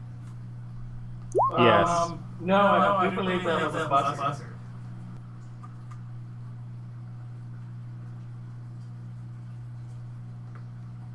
And if you guys recall, somebody give me a perception or history roll. I can do one of these guys. All right. Oops, sorry. Let's see here. Perception. I will do perception, one. and I'm gonna throw my inspiration. Walker, as he flies away and you're thinking, Artis. That was the name of the guy that the thieves were looking for. Oh, What thieves? When you guys were Oh, way back when. leaving the Oh, the Centaur. Grung town, you guys ran into the Zentarum, and they were looking for a gentleman named Artis. now Fuck the sense. refresh my memory. Did we agree to like turn this dude over like among ourselves? Nope, not at all. Okay. Fuck them. All right, that's. They just asked if you'd seen them because they said that his daughter was looking for him. Uh-huh. Oh, it was a band in the jungle that we encountered? A group? Yes, you ran into a group of Zents in the jungle. Is he still in sight when I recall this? He is just a speck in the distance. Damn it! I would have whistled and tried to call him back. Wait I a can minute. shoot at him. No. Please don't. He's an icy man. But I just kind of point and I'm just like, yeah, that's the guy the Zents were looking for. Yeah, Okay. he's probably better off not meeting the Zents. Even a man as masterful in the art of deep freeze as that guy probably doesn't want to play with We the Zents. still should have Yeah. passed on the message in case there's any truth to it. Well, Are we there Oh, well. any recognize him. are there any beasts about that I can see? Living creatures? I mean, you've got the dead bodies of the Terrafolk. Direct one of them. Yeah, I'm talking any, even if it's a small rodent or a bird or anything living. Yeah, there are still birds in the trees, and you can actually sort of catch sight of some of these little rabbits that are staring at you from under one of the little bushes out there. Okay. I'm gonna ritually cast Speak with Animals, and I'm gonna ask, hey, we just remembered something really important that guy should know. Would you be willing to send him, ferry a message to him for us? I know it might not be something you want to do, but I just want to know if you'd be willing to. Who? The little critter bird. he found. Yeah. Oh, he's talking to a bird. Okay. What's in it for me? Well, we have some The cat berries or doesn't eat something you. that we could feed the thing, right? I honestly forget what sort of provisions we have that would be. We have some bread. Yeah. They like bread. If it's mating season, we can help them with their nest. Uh-huh. We could- Yeah, well, I weave would a offer. little- I would offer some food. Food freely given. Just some food. Just all you need to do is just take in the letter, and then you can be on your way. Shiny. Give me a shiny. You found a frickin' magpie. Congratulations. Are we really being fleeced by the fleece? Yes. It drives a hard bargain. Hollis, Yes. you have that shiny stone, don't you? That shiny stone. You're gonna have to be more specific. That shiny stone. Wink, wink. It's asking for a shot. Oh yeah, yes. And Hollis pulls out a copper piece and shines it against his lapel and looks and says, "Real shiny." And the bird turns to you and says, "Shiny, deal. I'll do it for the shiny." And Hollis flips it over. And it catches it in one of its claws and just says, "What's your message?"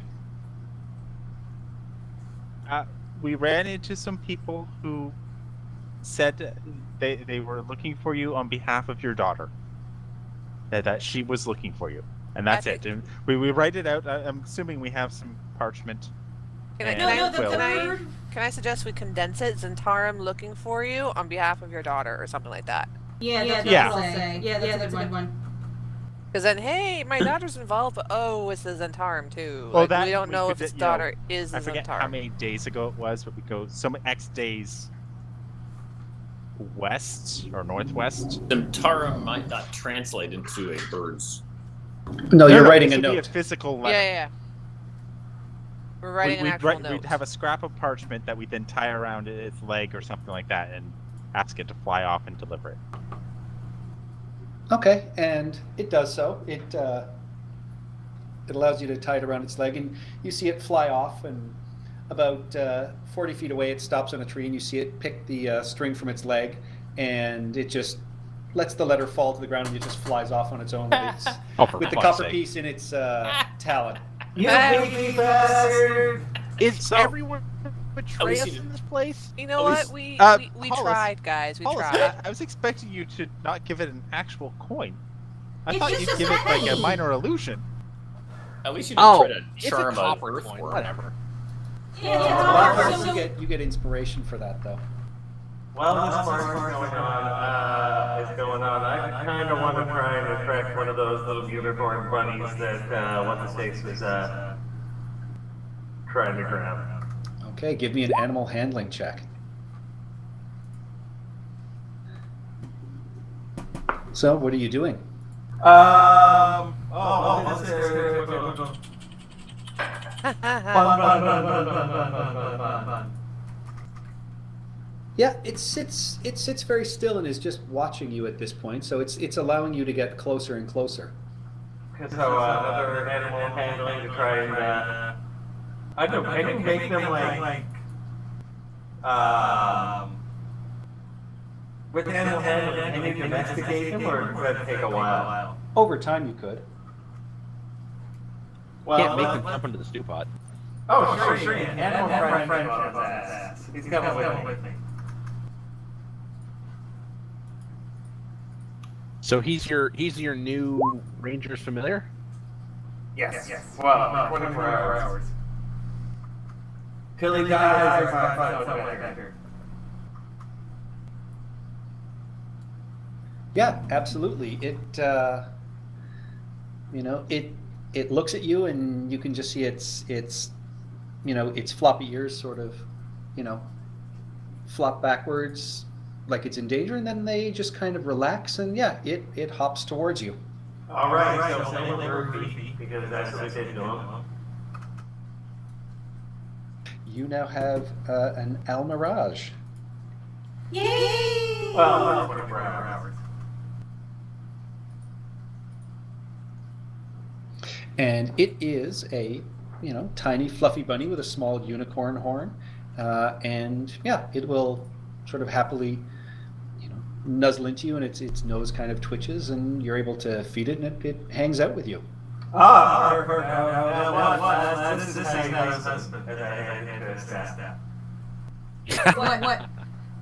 Why do I have a bunny in my arms? Why does it have a horn?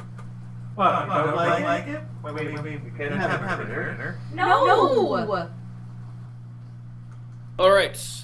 But you're taking care of it. So, Thorn is what gonna do you watch guys want to the- do? Continue Thorn's on. gonna start wandering off. Yeah, continue on. Yeah. Yeah, continue on. Yeah, we were making camp, weren't we? It We was were morning, you breaking were camp. breaking camp. We were So, breaking camp. the Okay. Danes have now chilled all of our drinks in the cold area, and we Excellent. can move out. A martini sounds really good right now.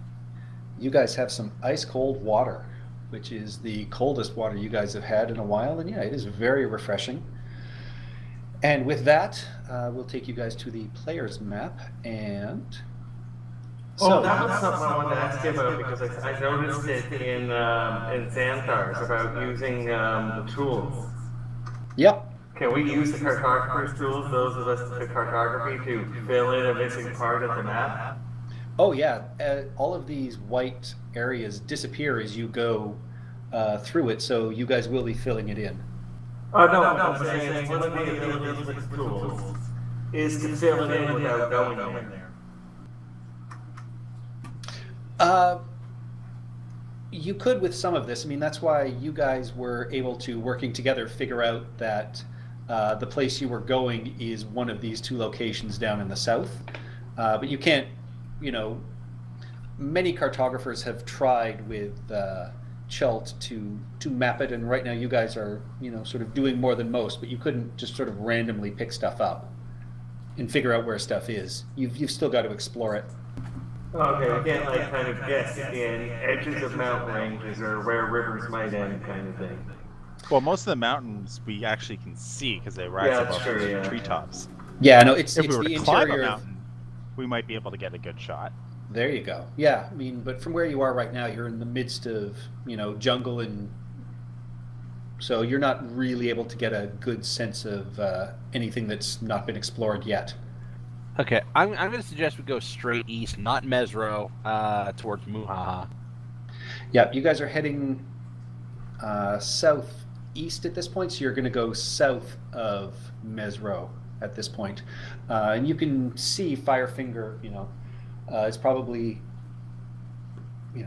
a day's trek away as you're moving through the jungle at this point, because it is a giant tower, and Eku, says that at one point it was a signal tower, and there would be lights or smoke or flames at the top of it, and so it has a wonderful view of this area, and that's why the Terrafolk are able to pick people off on the river, or in your case, now that they have a bead on where you are in the jungle, and because you killed one of them, they've probably been circling around all night looking for you. Well, killed more than one. I was gonna You say. killed one originally, and then now that these ones have been back, you've killed more. So now it's a war. Great. We should start pointing my arrows. Okay, everyone open this bucket.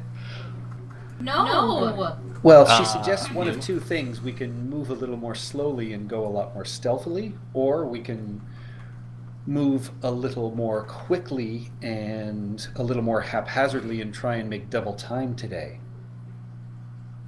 I'm more of a mind of double time because I am not stealthy. I like distance. Distance is good. That's not what I meant, but that's good effort. Walker Bow gets inspiration. What are you doing in the bushes? So what does? We'll explain your reality later. So 2 of you are voting for speed over stealth. What do the rest of you think? Olo goes for stealth because right now he's not doing so well. I argue stealth as well. I can be Now stealthy. we find a quote for that. I mean, if we're doing group stealth checks, okay.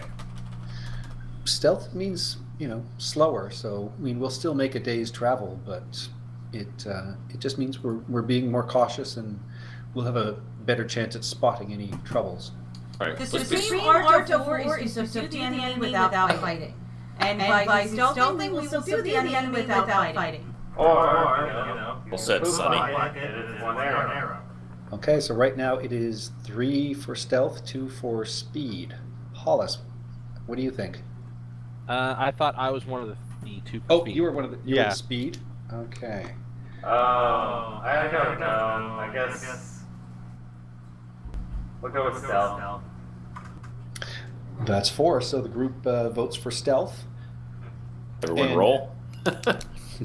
Well, Uh, 4 is the majority. Yeah, 4 is the majority.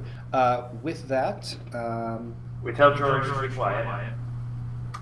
you guys need to give me your survival check to see how directionally challenged you are today. Well, wait. Is it one person or all of You us? choose one person. Oh, sorry. So Oh, far, whoops. so far, typically it's been Winthrop who's been doing this All for right. you, but it doesn't have to be.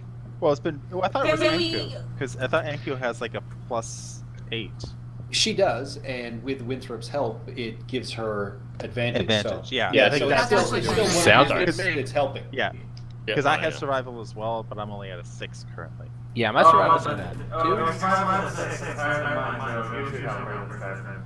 All right, I will help her and give her advantage. I'll use my survival to try and make up some extra food as we go. All right. Olo will give you a hand on the food also, since he's good at that. Oh, awesome.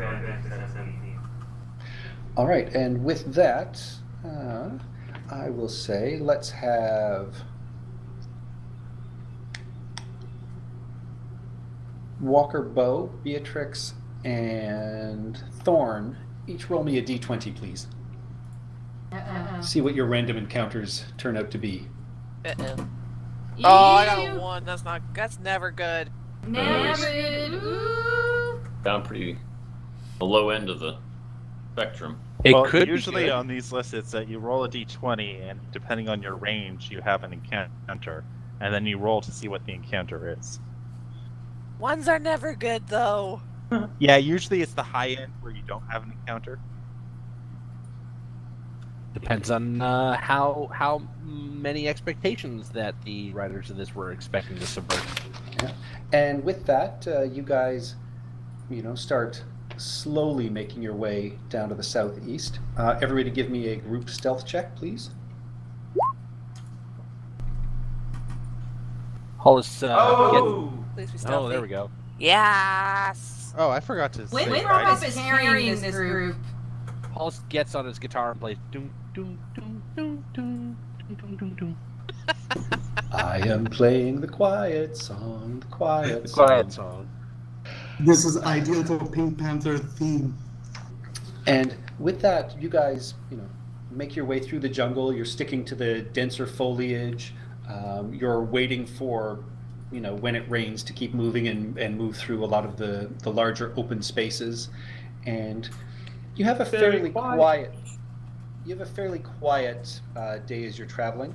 At one point, you come across 7 apes who are sitting around a collection of bushes that are covered in these bright berries.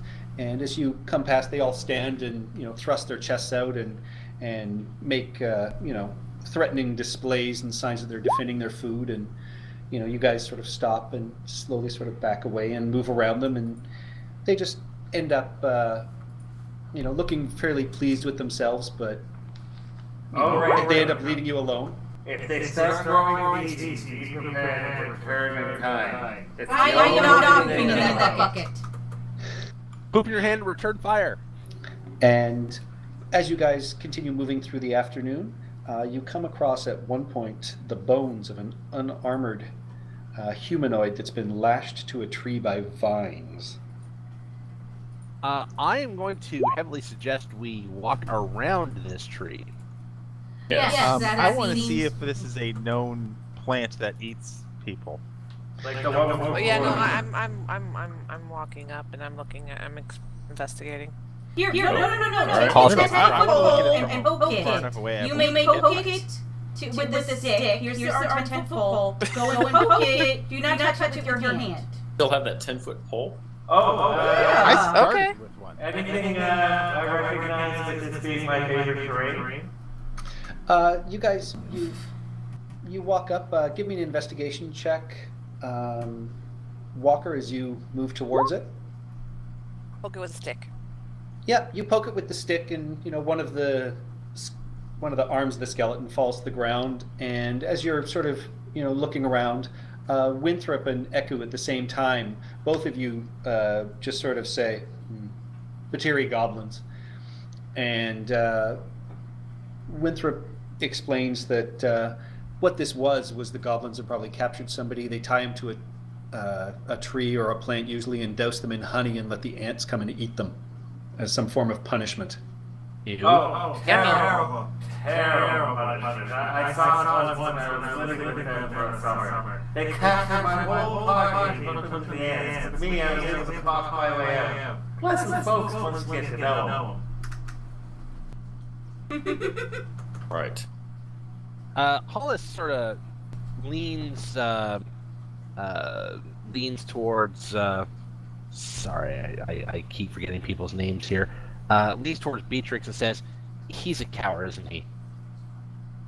I lean and go, when he means he talked his way out of it, he talked someone who was walking by to free him. Hmm. That's how we met. Oh. Right. And with that, evening falls, and as it falls, you guys come upon the ruins of a shrine, clearly to Uptau. Eku points out that there are, you can see a huge maze rune that's on one of the walls of this, and you can see quite a few large beetles, almost the size of a human hand, that are crawling all over the walls here. And those of you from Chult, you recognize them as just yacha, which are harmless beetles and have enough meat that you can actually eat them and get a fairly decent meal out of them. Well, I've seen that again before. We'll have to them, we'll roast them. Tastes like peanut butter.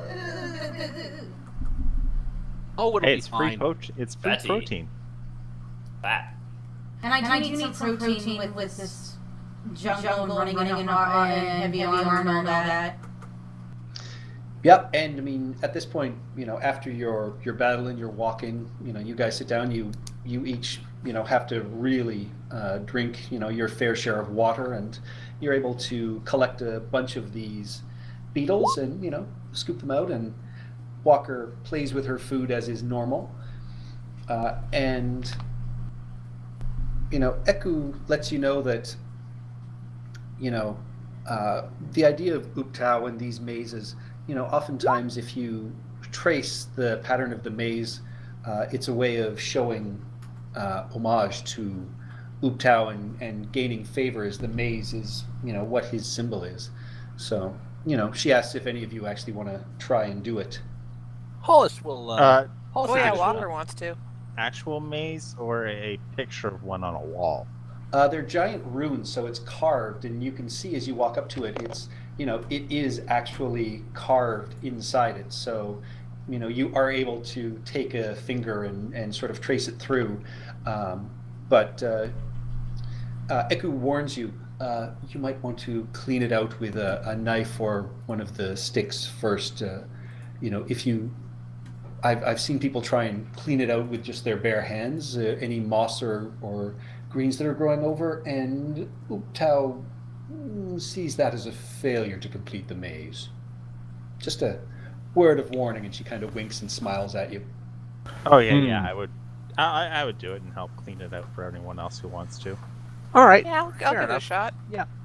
Okay, so Hollis, you were you said you wanted to give it a try, so give me just a straight wisdom check. Okay. Nothing doing. With that, yeah, Hollis, you take your finger and you start tracing through, and it's large and it's fairly complicated, but you actually get the sense that there's a rhythm and a movement to it.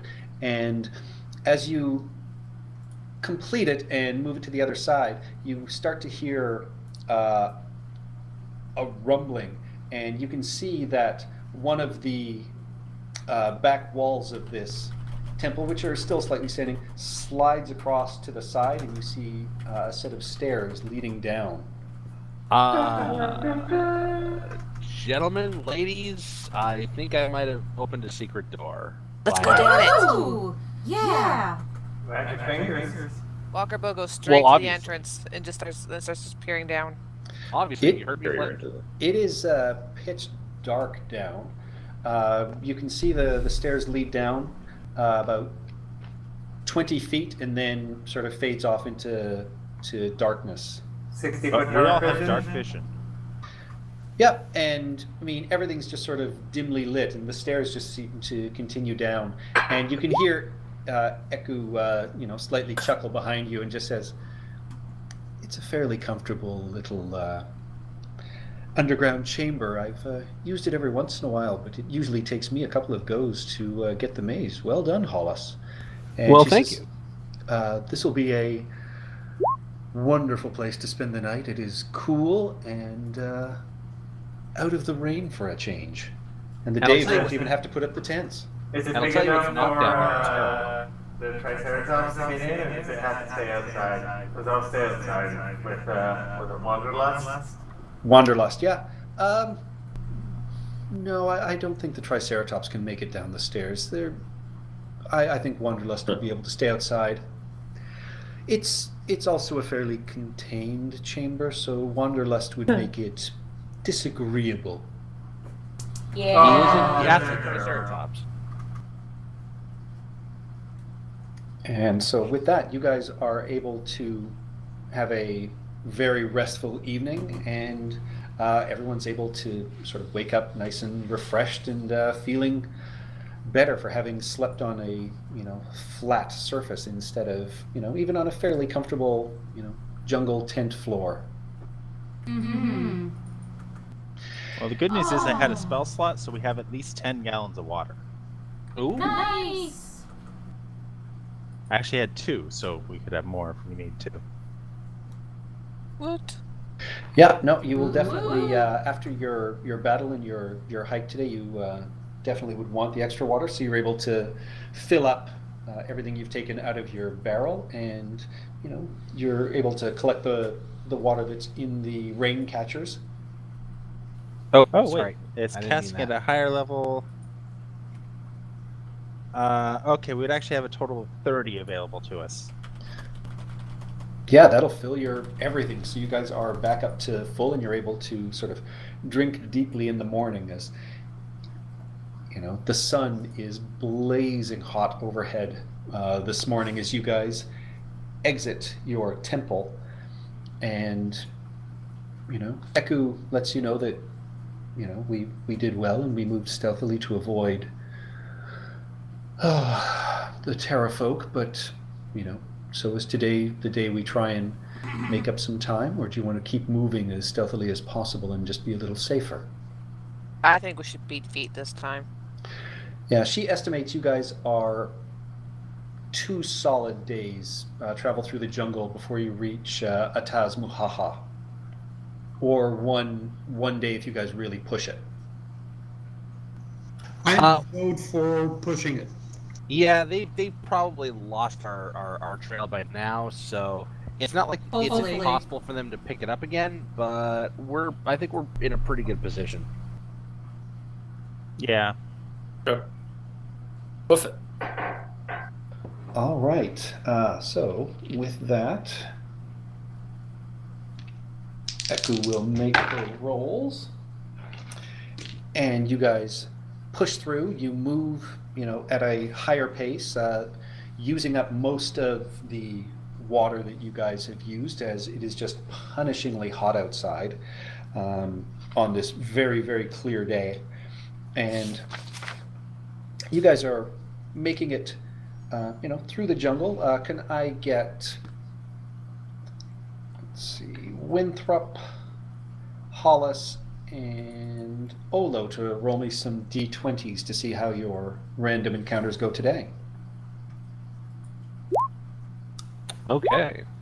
Is it everyone rolling? Nope, just 3. You do 3 a day, so. Oh, okay. And with that, the early morning, you guys are. Also, whoever is going to be foraging can give me a survival check. I will try that. Oh, okay. Where are you? Oh, I thought you were gonna. Well, I can give you guidance then. I thought you were working with the guy for. Okay, yeah, I'll work with the guide then. I can also give you guidance while you're going out to forage. Plus, I'm a hermit, so I can assist you on that one. Oh, right, Yeah, yeah, because so- you can find food for us all. Yeah, so as you guys are traveling and keep going, you find plants that are full of fruits that come in this hard brown shell. And they're known as kopaku, and they vaguely taste of chocolate. Oh, And, and near one of the plants, you find a tree that has some words carved into it, and it says that Bravus Boulderhorn was here. And Winthrop, you recognize Bravus's name as a member of the Company of the Yellow Banner, the group that was sent out by the museum earlier to try and track down the secrets of the jungle as well. How old do the markings look? Give me an investigation check. Okay, I'm gonna get guidance myself for that. Is that right?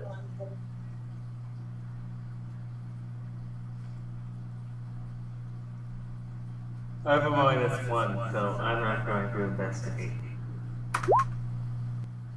14. You think from just sort of the weathering and the age, it looks like it's probably a month or two old. Which tracks with the time frame that Winthrop's parents told you guys about. Okay. And as you guys keep moving, and the heat starts to break a little bit in the afternoon and the rain starts trickling down, and after it's been trickling down for about 10 minutes or so, off to your right you spot a clearing. Lying in it is the corpse of a large dinosaur, and as this sun shower sort of comes and goes, you catch the slightest glint of something flashing through what appears to be a large hole cut in the stomach of this corpse. Ooh, shiny. Ooh, Walker well, goes to Take the investigate. pole. Take the pole. I take Guidance. the pole. I take the pole. How big is the clearing?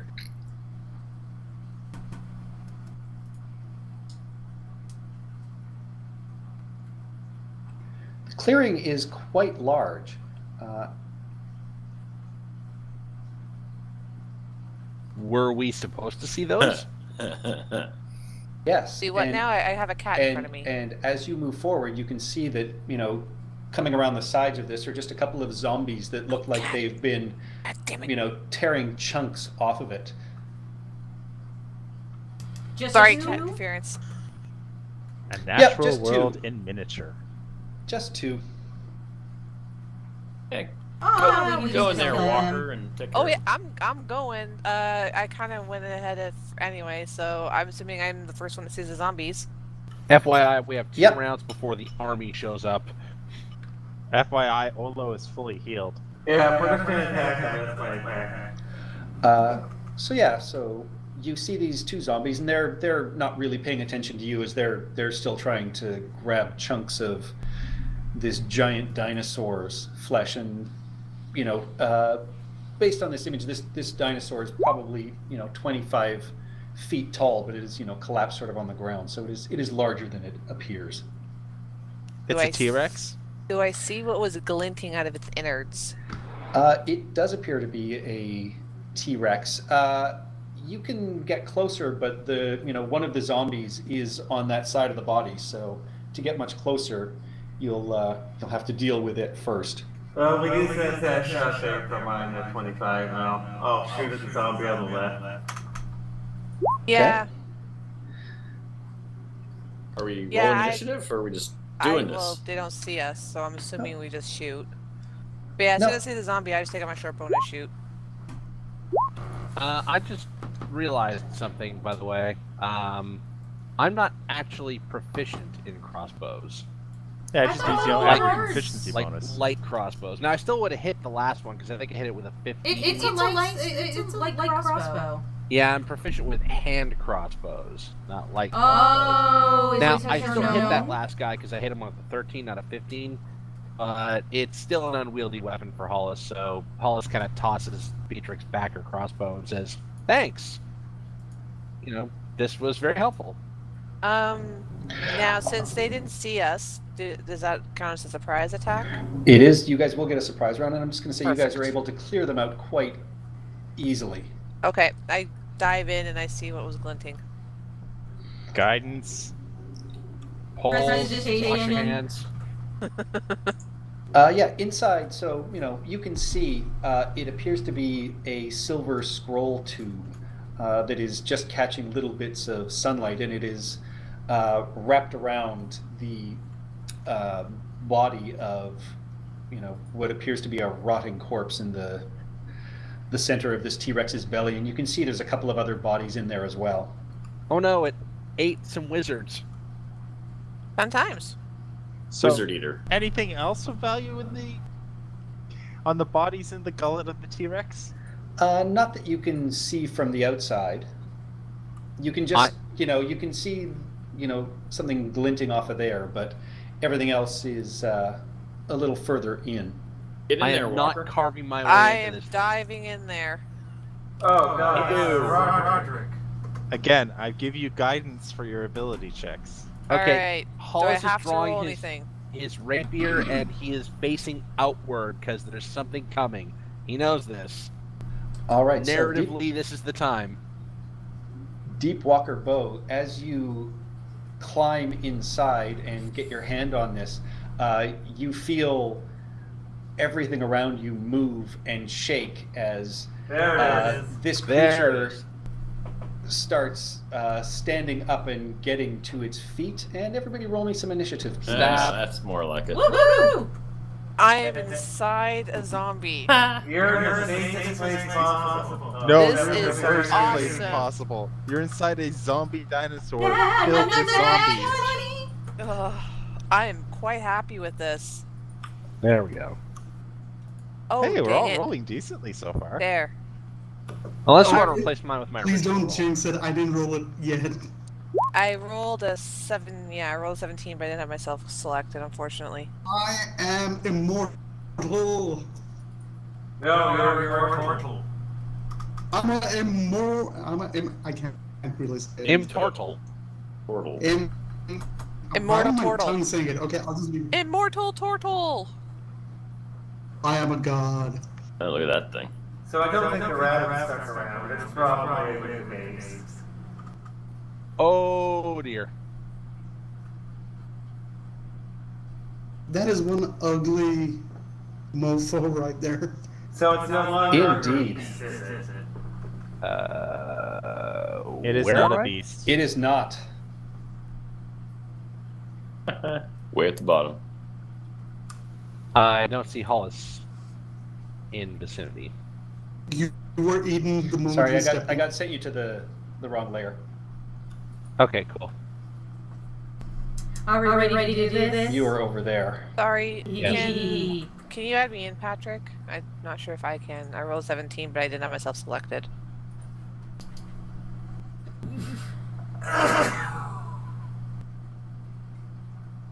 Are you still holding on to the silver scroll tube? Oh, well, the silver scroll tube, to my understanding, there was something else in, so I actually dived in deeper, so I would have shoved the silver scroll tube somewhere.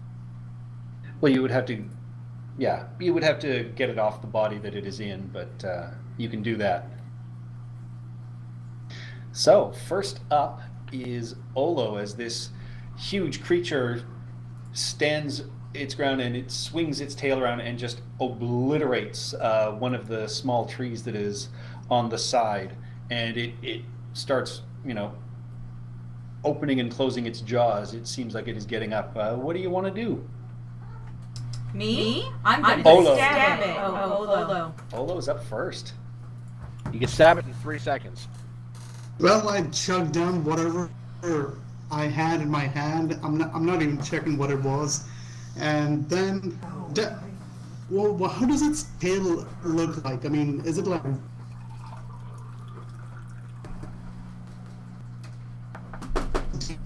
What does it look like? Sorry, you cut out there for a second. It looks, It's an undead T-Rex.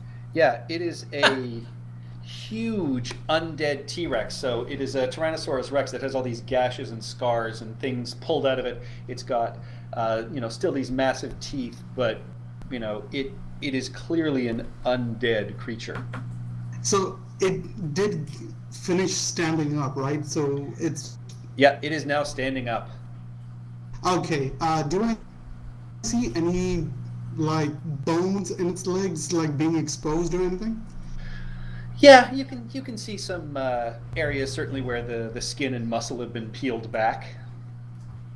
Okay, so whichever leg it is, the left leg or the right leg, the one with the exposed bone, I run towards that leg, and then I'm gonna go batshit crazy on that. Try to break the leg, so at least limit its mobility. All right. All right, so I'm gonna use a key point on this one, so quarterstaff plus flurry of blows. That is a hit.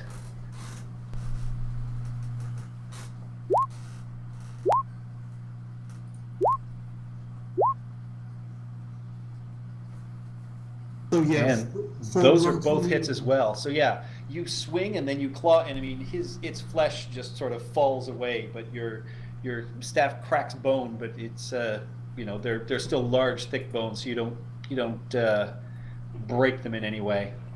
Okay, since I used Flurry of Blows, with Drunken Master, I get disengage also. So I moved from here to here. That was 10 feet. So I'm just gonna move behind it. Behind it. Just right there. All right. Beatrix. All right, I'm gonna hit him. Does it full hit? It does. Yay! And I mark him, so he has disadvantage on any attack that does not target me. All right. And yeah, your long sword, you take out, you slice, and again, you hack off, and the flesh just kind of peels away in front of you. But this creature doesn't really even seem to pay you much mind at this point. Okay, Deepwalker Bow, you are inside the belly. You've got your hands on this silver scroll case, and you can see the other bodies that are in here are starting to squirm and come to life as well. So they appear to be zombies inside. Anything shiny on them? Not that you can see. Everything on them appears like it's been sort of eaten away by stomach acid. So they're basically just wearing scraps of armor and clothes. All right, I'm out. I stashed I get the scroll. I stash it away. I really wish. Oh my god, this would be an awesome time to be a frenzied barbarian, especially as the back's just like going in a frenzy, just like clawing my way out from the inside. But I'm going to be the smart rogue. So it's a Tyrannosaurus. I'm in its belly, right? That is correct. So all right, I'm not going to easily get up on it. So, I'm going to try this. I'm going to climb out, but I'm actually going to try and climb on its back, like kind of like scamper up its side as I crawl out of its belly. Okay, so as you start leaving, one of the zombies is going to try and get an attack of opportunity on you. Okay.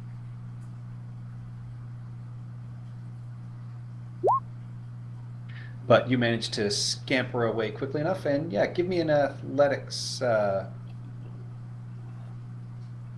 Okay. No, give me an acrobatics as you swing out of this stomach and try and swing up onto its back. Yes!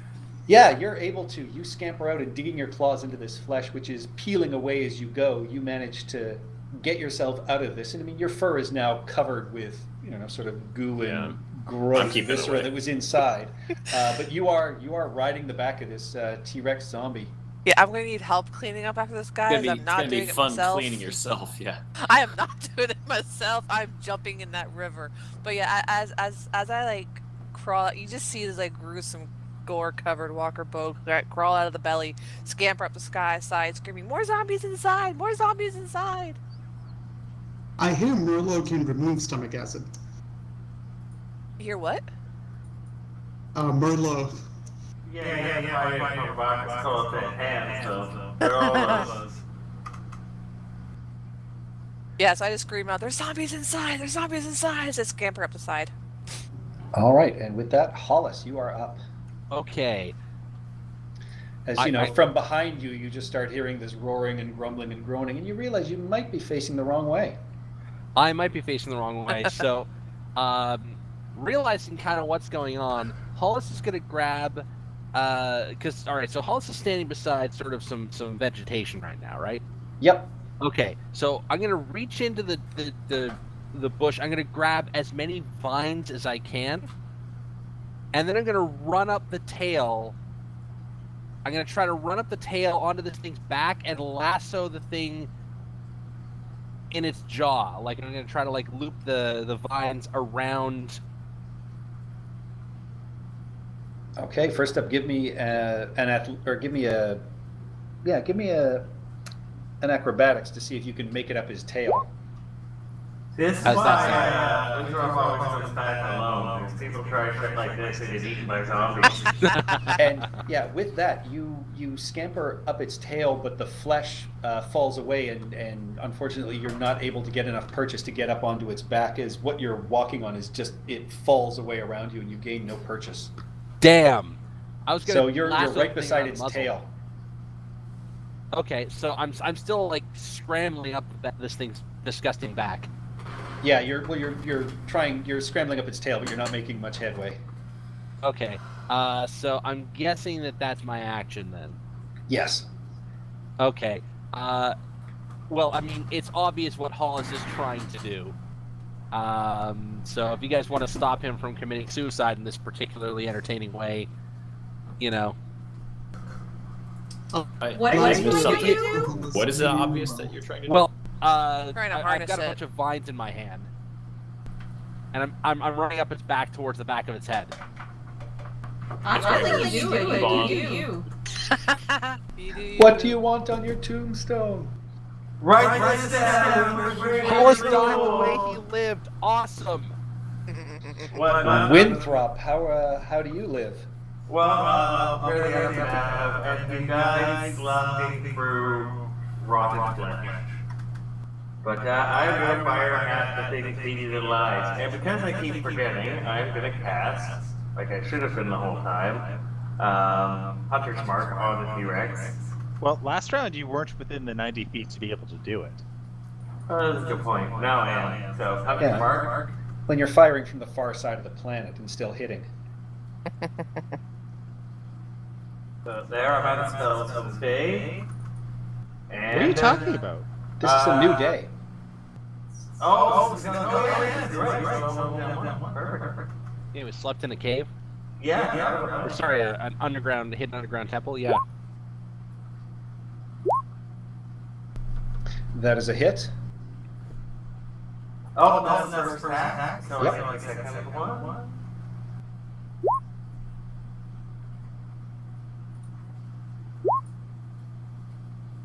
Yeah, both your arrows strike true and just make this, it doesn't even seem like it hits anything solid. It just flies right through, and you can just hear this kind of sound as viscera and gore just sort of pop off of its head.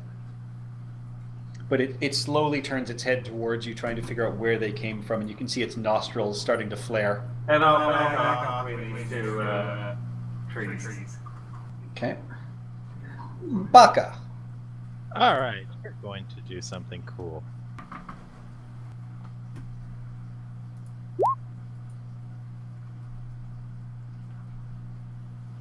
I guess I didn't make it all the way up, so I'm still back here. Yeah, that is a hit. Yeah, your radiant damage blasts this T-Rex and just continues growing and growing and surrounds it, and you can just start to see just little wisps of radiant energy to continue to glow off of it. And I want to just double check something here.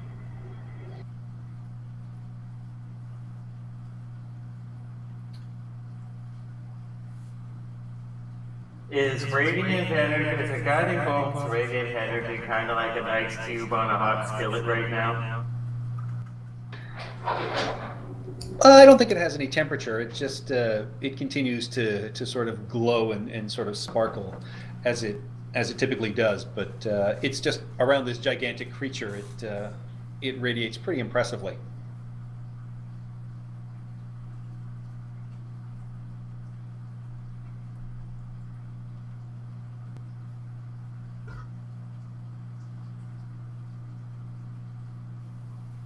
Okay, so no, I can't cast Shillelagh as part of this. Okay. I'm gonna back up a little bit and end my turn.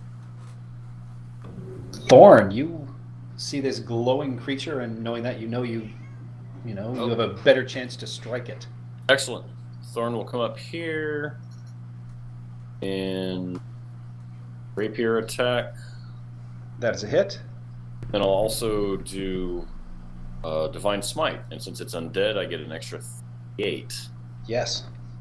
There's that. Roll 3d8. Yeah, so Thorn racing forward, withdraws his rapier, and you can see as you're swinging towards it and it's making contact, the blade just starts glowing with this divine energy, and it pierces deeply in, and you can almost see this, glow of like a light bulb underneath its flesh as it, explodes and bursts inside it. And for the first time, you can actually hear the creature kind of, shriek and roar as it's surprised in pain. Oh, sure. Alright. 18 damage doesn't do it, but 23 does. That's the transition. It's cumulative. But with that, as it's sort of roaring and screaming its head, coming directly out of its mouth, it disgorges a zombie right there in front of you, Beatrix. Okay, does that count as an attack?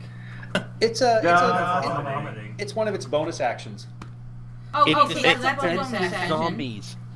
And you Yeah, just hear, it vomits Walker zombies Bow at from us. you just hear Walker Bow shouting, "I told you so!" And with that, the T-Rex is going to swing its tail and try and make an attack on Hollis that it can feel climbing up it. With disadvantage. Yep.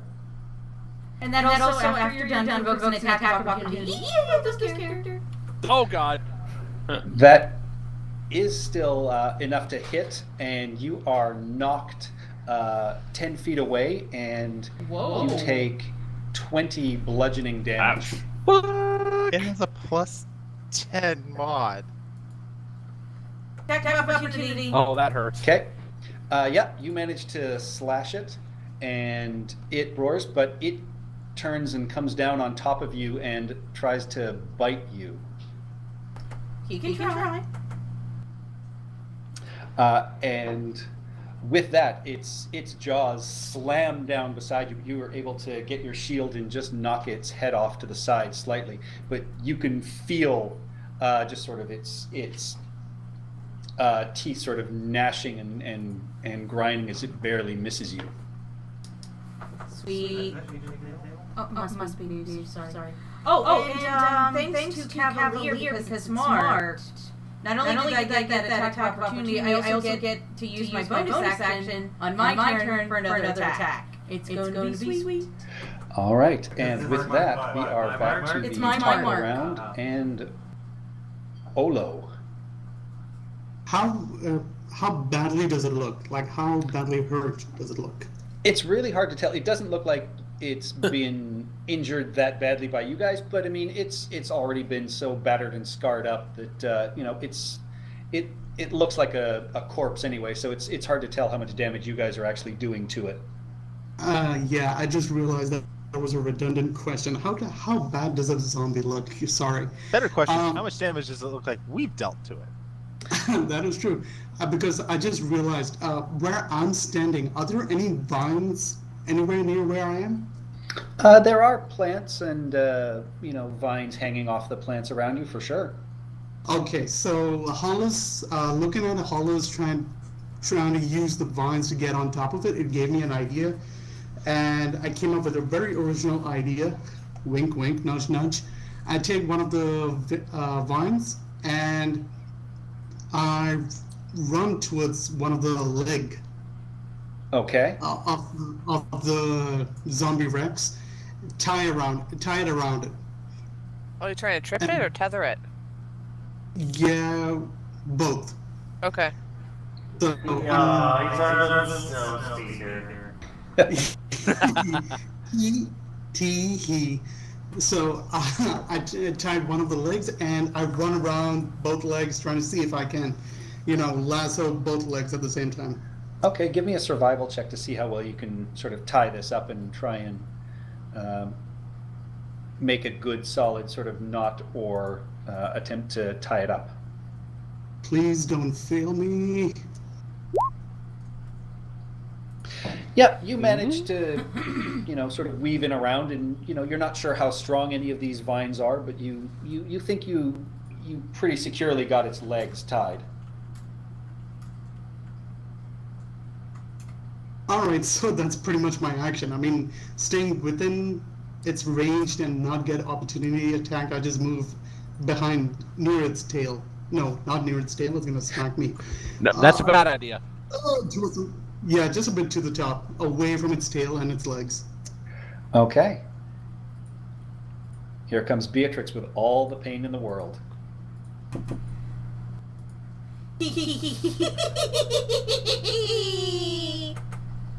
That's the sound we want to hear. Have we been That's the hacked s- again? That's the sound you hear when the house falls on top of her. And I can use an action surge, I believe. It is a new day. It is a new day. Yeah. And I'm gonna hit it again. You Okay. can do those on short rests too, by the way. That is correct. So 18 plus. What was it? So 18 plus 26 8, damage in total. 26. Yeah, you just start hacking away with your longsword, and from where you're standing, you're still basically taking up some of the legs and lower body, and you're just hacking chunks of meat away, and you're getting the sense that you're starting to annoy him at this point. Good. Deepwalker bow, you are on its back. How far am I, like at the base of its neck, or am I like kind of like in the middle of its back? Middle of its back, so at this point you're about 20 feet off the ground. How far away am I from the head? Probably about another 15 feet. Sweet. Okay. So I am going to anchor my one hand, the claws, into its rotting flesh, and pray to God I don't fall off. Pray to the cat god. And I am going to cast, because I'm assuming Beatrix did her thing where it gets disadvantage on against everyone against her. Yep. So hopefully I'm going to help you out with that. And I'm going to cast Chill Touch at the back of its head. Does the cat god regard you with cold indifference unless you bang on a cat food tin? Possibly. Dude, we've already established it. Part of it is all he wants is cheeseburgers and dank memes. And with that, you have your hand clawed in, but with everybody sort of hacking away and Olo wrapping its legs, it's moving a little shakily, and you're not able to get your hand firmly in, and unfortunately your attack fires just slightly wide of the mark. A hiss of frustration, and that's it. Even though it's a cantrip, that's all I can do, right? Yes. Okay, that's what I figured. All right, I'm just gonna hang on for the ride and try and chop off its head next time. Okay. And with this, the zombie is going to turn and attack Beatrix, who is right beside it. I'm sorry, Beatrix. I tried. Dude, it's totally fine.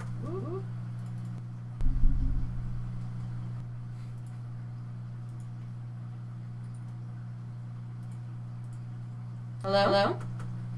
Yep. Hang on, I'm just pulling up its attack. It's got so many attacks. No, it's the slam from the zombie. Yeah, this not is the zombie T-Rex. slam. No. And so it bangs harmlessly off of your shield, and you just hear it groaning, but you can feel its arms sort of reaching out, trying to grasp at you. Hollis, you are prone on the ground.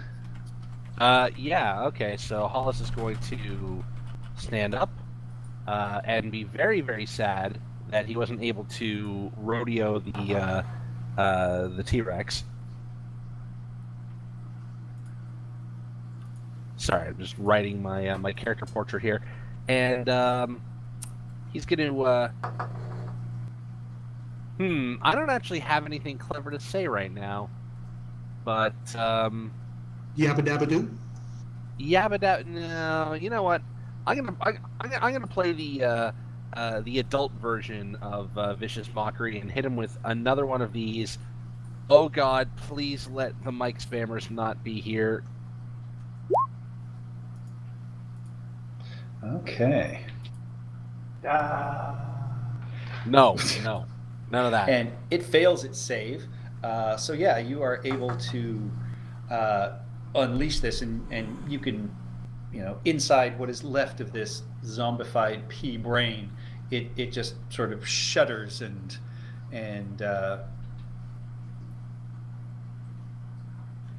yeah, so immediately turns and starts moving away from you, and so that is going to be 40 feet. Uh-oh. It's taking me with it. Yeah, is but taking everybody you with gets it. an attack of opportunity, including Baka, apparently. No, not me. Why Not not yet, at Baka? least. Because it's entering his threatened square, it's not leaving it or going through it. Yeah, and so with that, I need Walker, as it turns and basically starts fleeing and running away, I need you to give me an athletics check to see if you can hang on. Here's a question. Nope. How can it run with its feet tangled up in vines? It made a strength check, which with its strength was a 24. Ah, It has a plus okay. 10 to hit on its attacks. I think Yeah, it's I know high in this. strength. Yeah, its strength is 25. I mean, it is a T-Rex. Yes. And so with that, Walker Bow, you go tumbling off, and you are going to take A huge swath of flesh with me. a huge chunk of flesh, and you take 12 bludgeoning damage as you hit the ground. Oh God. Oof. I'm sorry. And so Thanks, Hollis. Beatrix and Thorn, you guys, and Olo, you guys can all make attacks of opportunity as it turns and flees into the jungle. No! Yeah, you, Thorn, you managed to land a hit, as does Ola with his quarterstaff. But Stephanie, your swing just goes right through a chunk of flesh that was already missing. Roll your damage, Thorn. 7. Oh, right, got it. Wait. When I hit him with my opportunity attack, its speed becomes 0 for the rest of the turn.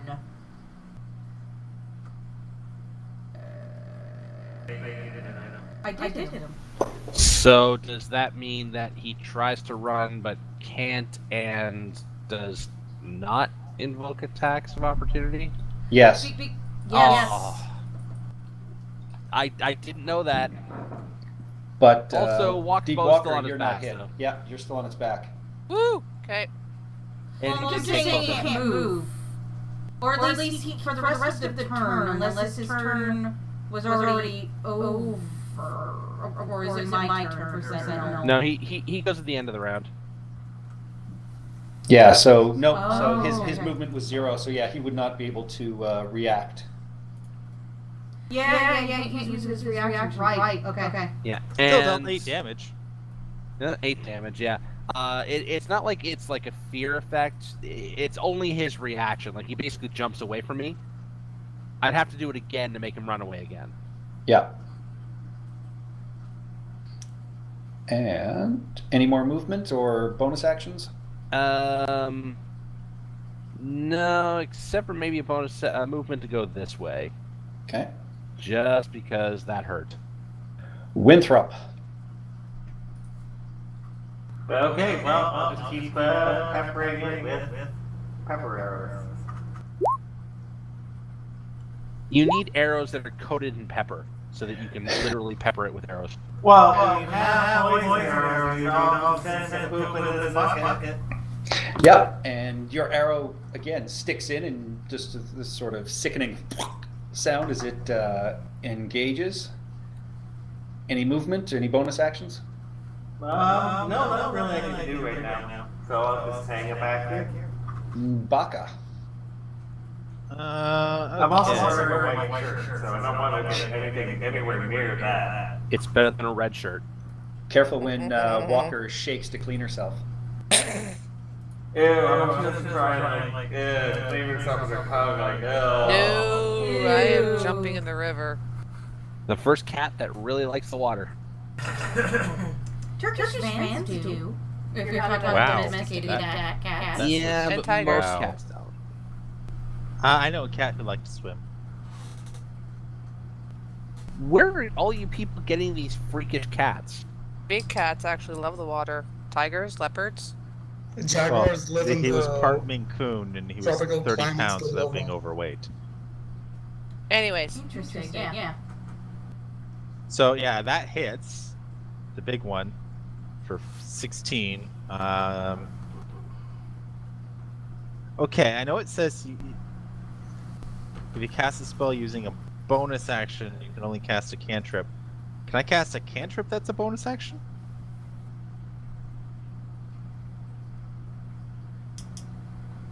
Yeah, because you could have done them in the opposite order. Yeah.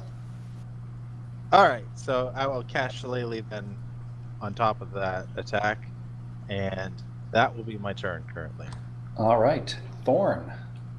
So with guiding bolt, do I get advantage? You have on this? advantage. He You is sure do. glowing. Awesome. In that case, I'm doing the same thing I did a while ago. That is a hit. All right, and I'm going to do the divine whatever. Smite. Might. So I get another 3d8.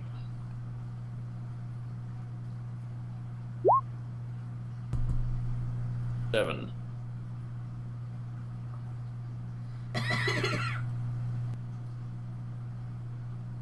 All right. So, yeah, with that, you take another large chunk of flesh off as you attack this glowing beast, and your sword again pierces through and just takes off a huge chunk of one of its legs, exposing more and more bone.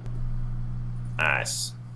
And with that, it turns and roars and disgorges another zombie. And this is going to be drop right there behind you, Thorn. And it is going to turn and swing its tail and try and hit you, Thorn.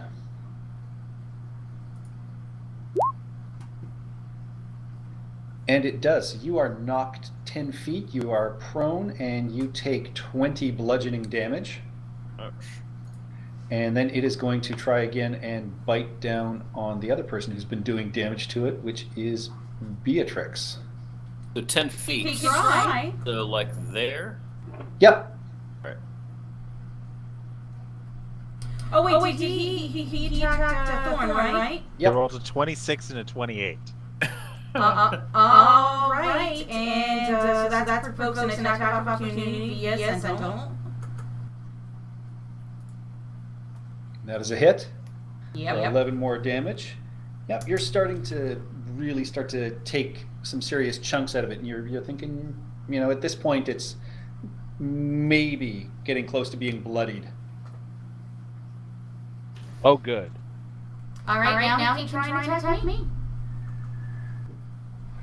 And he does. Ooh. Yeah, its jaws clamp down, and you guys actually lose sight of Beatrix as she is grappled and pulled up. And Beatrix, you take 33 piercing damage. That is almost my full health. Okay. I'm my down God. 3. Oh, Jesus. I'll be a widower. No, you won't. Anyway, someone heal me. Alas, poor Beatrix, we knew her well. And its movement she is can still heal 0, herself so a it bit. can't go. Alas, So- for Beatrix, we knew her to hell. Olo. Is like Beatrix, is she like completely gone out of sight? She is currently inside this T-Rex's mouth, so you know where she is, but you can't see her. Not even a toe sticking Well, out. okay, maybe you'll see some toes or feet sticking out.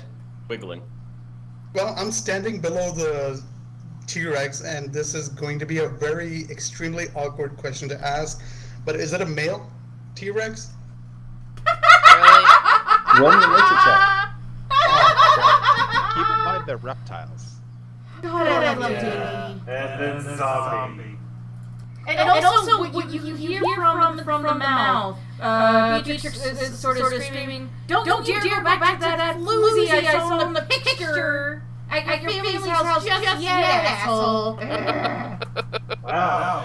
That's a lot I Uh, forgot of, about that. Yeah, although you can't tell. Wherever you were looking, it's just rotted flesh. You're just not sure. Does that count as my action? No. Oh, thank God. Otherwise, I'm spending the round just checking his junk out. Well, you see dangly bits, but it could be intestines. That could very well be. Oh, yeah, that's a good point. Do I see any organs hanging You don't see any organs hanging, but you know there is the ripped hole into its stomach where you can start to see some zombies that are almost crawling out of it at this point as well. Ah, boy. Okay, so we need to stop it from do we need to stop it from running away? Need to put it down. I think it's more interested in killing us than running. Yeah. Okay, so we're just gonna go. Okay, we need to get Beatrix out. That's for sure. Okay, so I'm gonna go behind its tail, and I'm gonna Flintstone this situation. Run up its tail and up to its head.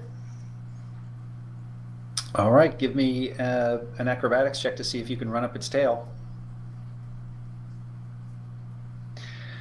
Yeah, stepping where Hollis didn't, you do manage to make it. You make it your full movement, so you make it most of the way up its back towards, its upper back and neck. So you're almost next to Deep Walker Bow at this point. Am I near its? Where's Deep Walker Bow? Is she near the neck? About She's just 15 below feet the away, neck. yeah. Okay, if we focus around this area, we might be able to catch Beatrix before she's fully digested. Oh, I'm going for the head. Okay, you go top, I go bottom. Oh, dude. I did not mean that the way it came out. I don't understand you, Joe. Explain it. No. All right, we are at Beatrix. You are currently grappled and restrained.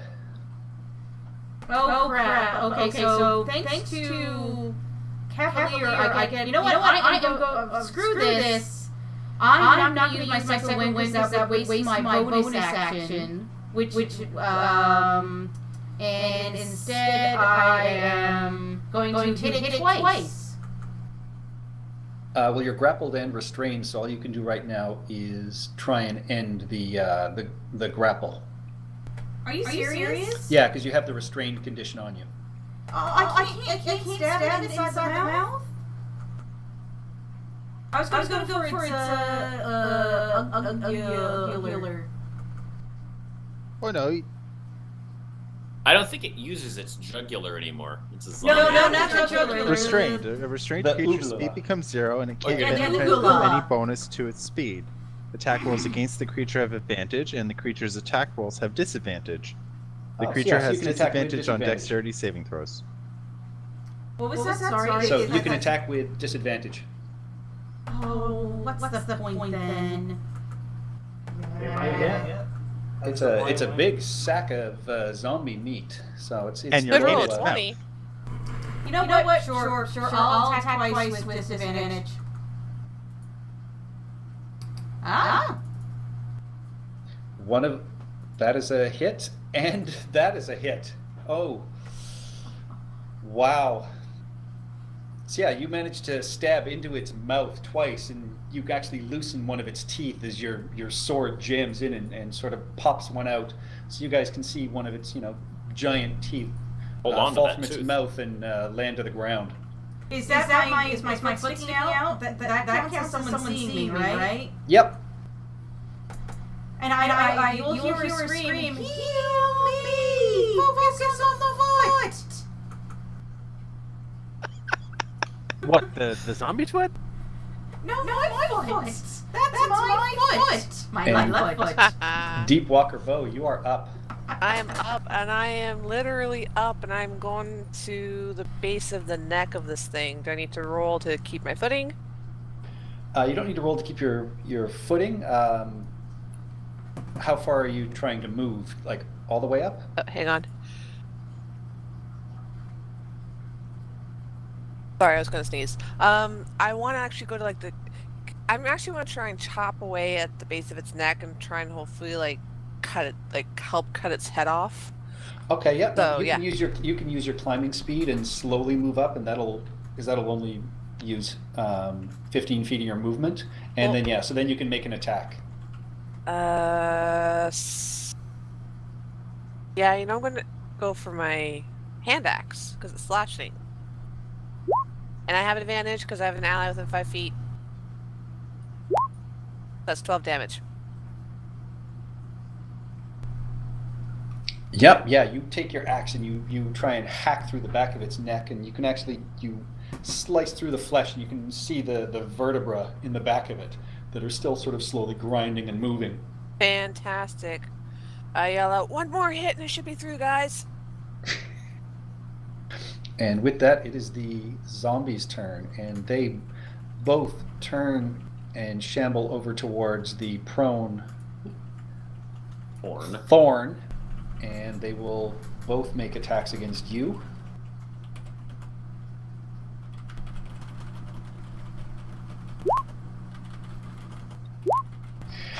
Uh-oh. Both of them manage to hit you, one of them critically, but in total you take 13 bludgeoning damage as they just start pounding on your body as you're laying on the ground. I am down. Oh. Wait, as in no hit points? I'm 0 hit points. Okay. And that was you- our you- cleric. No, that was the paladin. And you guys watching can see one of them starts to just wrap its hands around Thorn's head, and you just see this mutter, rains. And we'll finish this round and end it for the evening. So, Hollis. Well, he's more of a paladin, so brains aren't necessarily. Anyways, I was gonna do hideous laughter, but then I realized it gets a wisdom save every time it takes damage. We're gonna be doing a lot of damage to him, so I think I'll hit him with one more of these. That didn't actually. I did a fifth. That did. I think you're also fifth. No, fourth level. I think you do. Maybe. Check Yep. I'm at Again, fourth you level, can yes. kind of see it shaking its head, and you see Beatrix's foot kind of shake around as whatever No, it's won't appear on the sheet. you are have to getting Google into its your head range as you're class still getting and through. say, Okay. Is it able to move though? It is not, because Beatrix managed to hit it before its turn, so his speed is still 0. That is. that's only opportunity attacks. Yeah, no, you hit can't him right with now. you hit him with an opportunity attack when he hit Thorn, so that's still this turn. Oh, okay. Okay, and just trying to see about any other effects this thing might have. Yeah, basically it jumps back when you hit it. Yeah. No, it doesn't have anything else like a disadvantage or anything. So that's it. Winthrop, you see your beloved's foot hanging out of the mouth of this zombie T-Rex. Well, I can't really heal or anything, so I will shoot at the T-Rex some more. You can see, oh, there's Winthrop. I have. Yeah, healing typically potions he's on me. very far away.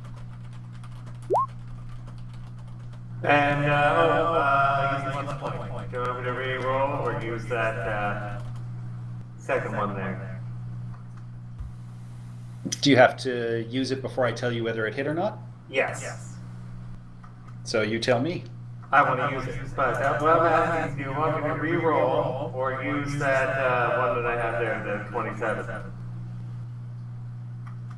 Reroll. Okay, let's see. Here's hoping. Oh, he's hit. And yeah, with that, your arrow flies just wide and nicks, just the briefest part of its head, but doesn't seem to do any damage. I wonder if I could change my wife with this rabbit. It's awfully cute. Must be delicious. It doesn't do that thing I do. Shield your allies? Pegging? Yes, that is totally what I'm talking about. This Okay. conversation has taken a drastic turn south. It really has. Baka, Question. you are up. The zombies near Thorn, where are they located specifically? Because they're not centered on the grid. Well, let me just... There, now they're snapped in. Okay. So as I'm moving forward, I'm gonna fling a healing word at our downed paladin, because I'm nice like that.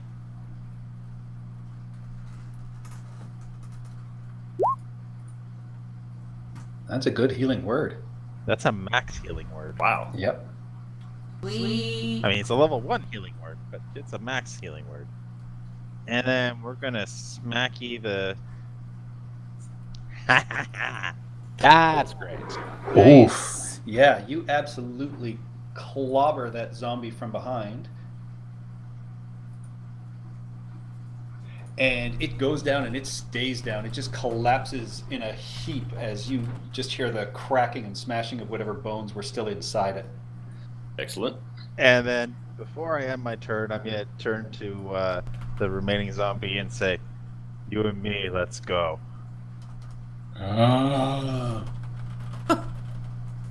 Thorn, you are on the ground. Brains? Oh wow! You're- I actually. Your But eyes you have flicker. 8 hit points. Yeah, your eyes flicker right. open as you watch Baka absolutely obliterate one of the 2 zombies that's been standing over you. I think, given my armor class, I User in your channel timed cast out. Cure Wounds on myself and risk zombies hit. That looks like that was Nabil. Yeah. It was Nabil. Okay.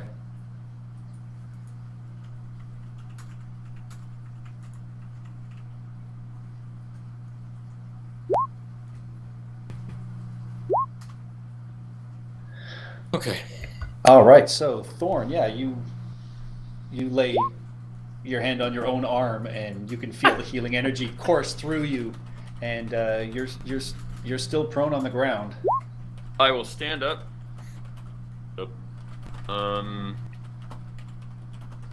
I guess there's no immediate reason to move, so I will leave that for next time. All right, with a defiant look in his eye, Thorn stands and faces the zombie, and at this point, the Tyrannosaur turns and is going to. Still can't move. Can't move, can't bite, because it's grappling.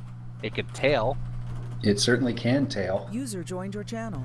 Yay. And It can do a little pirouette like a man. yep, and it is going to turn and pirouette, and it is going to swing its tail at Baka. Scaramouche. Wait, it can still hit me? Yep. It's a huge Oh, okay. creature. It's got. It's. I You're thought within it was reach. 15 feet away and not 10 feet. Yeah. That's why. So what you're saying is Hollis is still too close.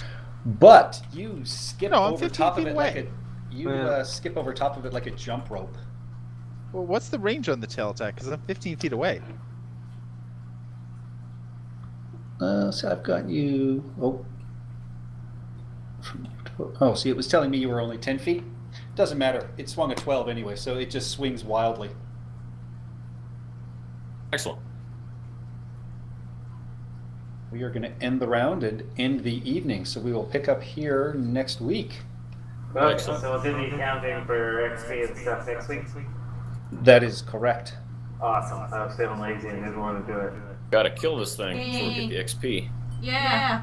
Yeah. Your wife is Still still get the- stuck. Well, Oh, there's still the sorry. XP from the Terrafolk we need to take care of.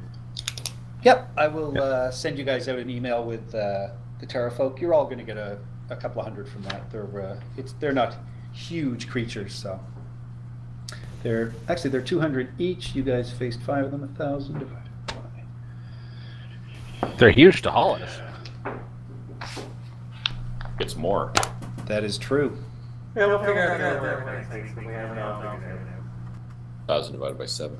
Yeah, and I'll do the apes as well, even though they're negligible as well. But yeah, Awesome. it was a very strange night, but hopefully everyone still had some fun. That was so weird.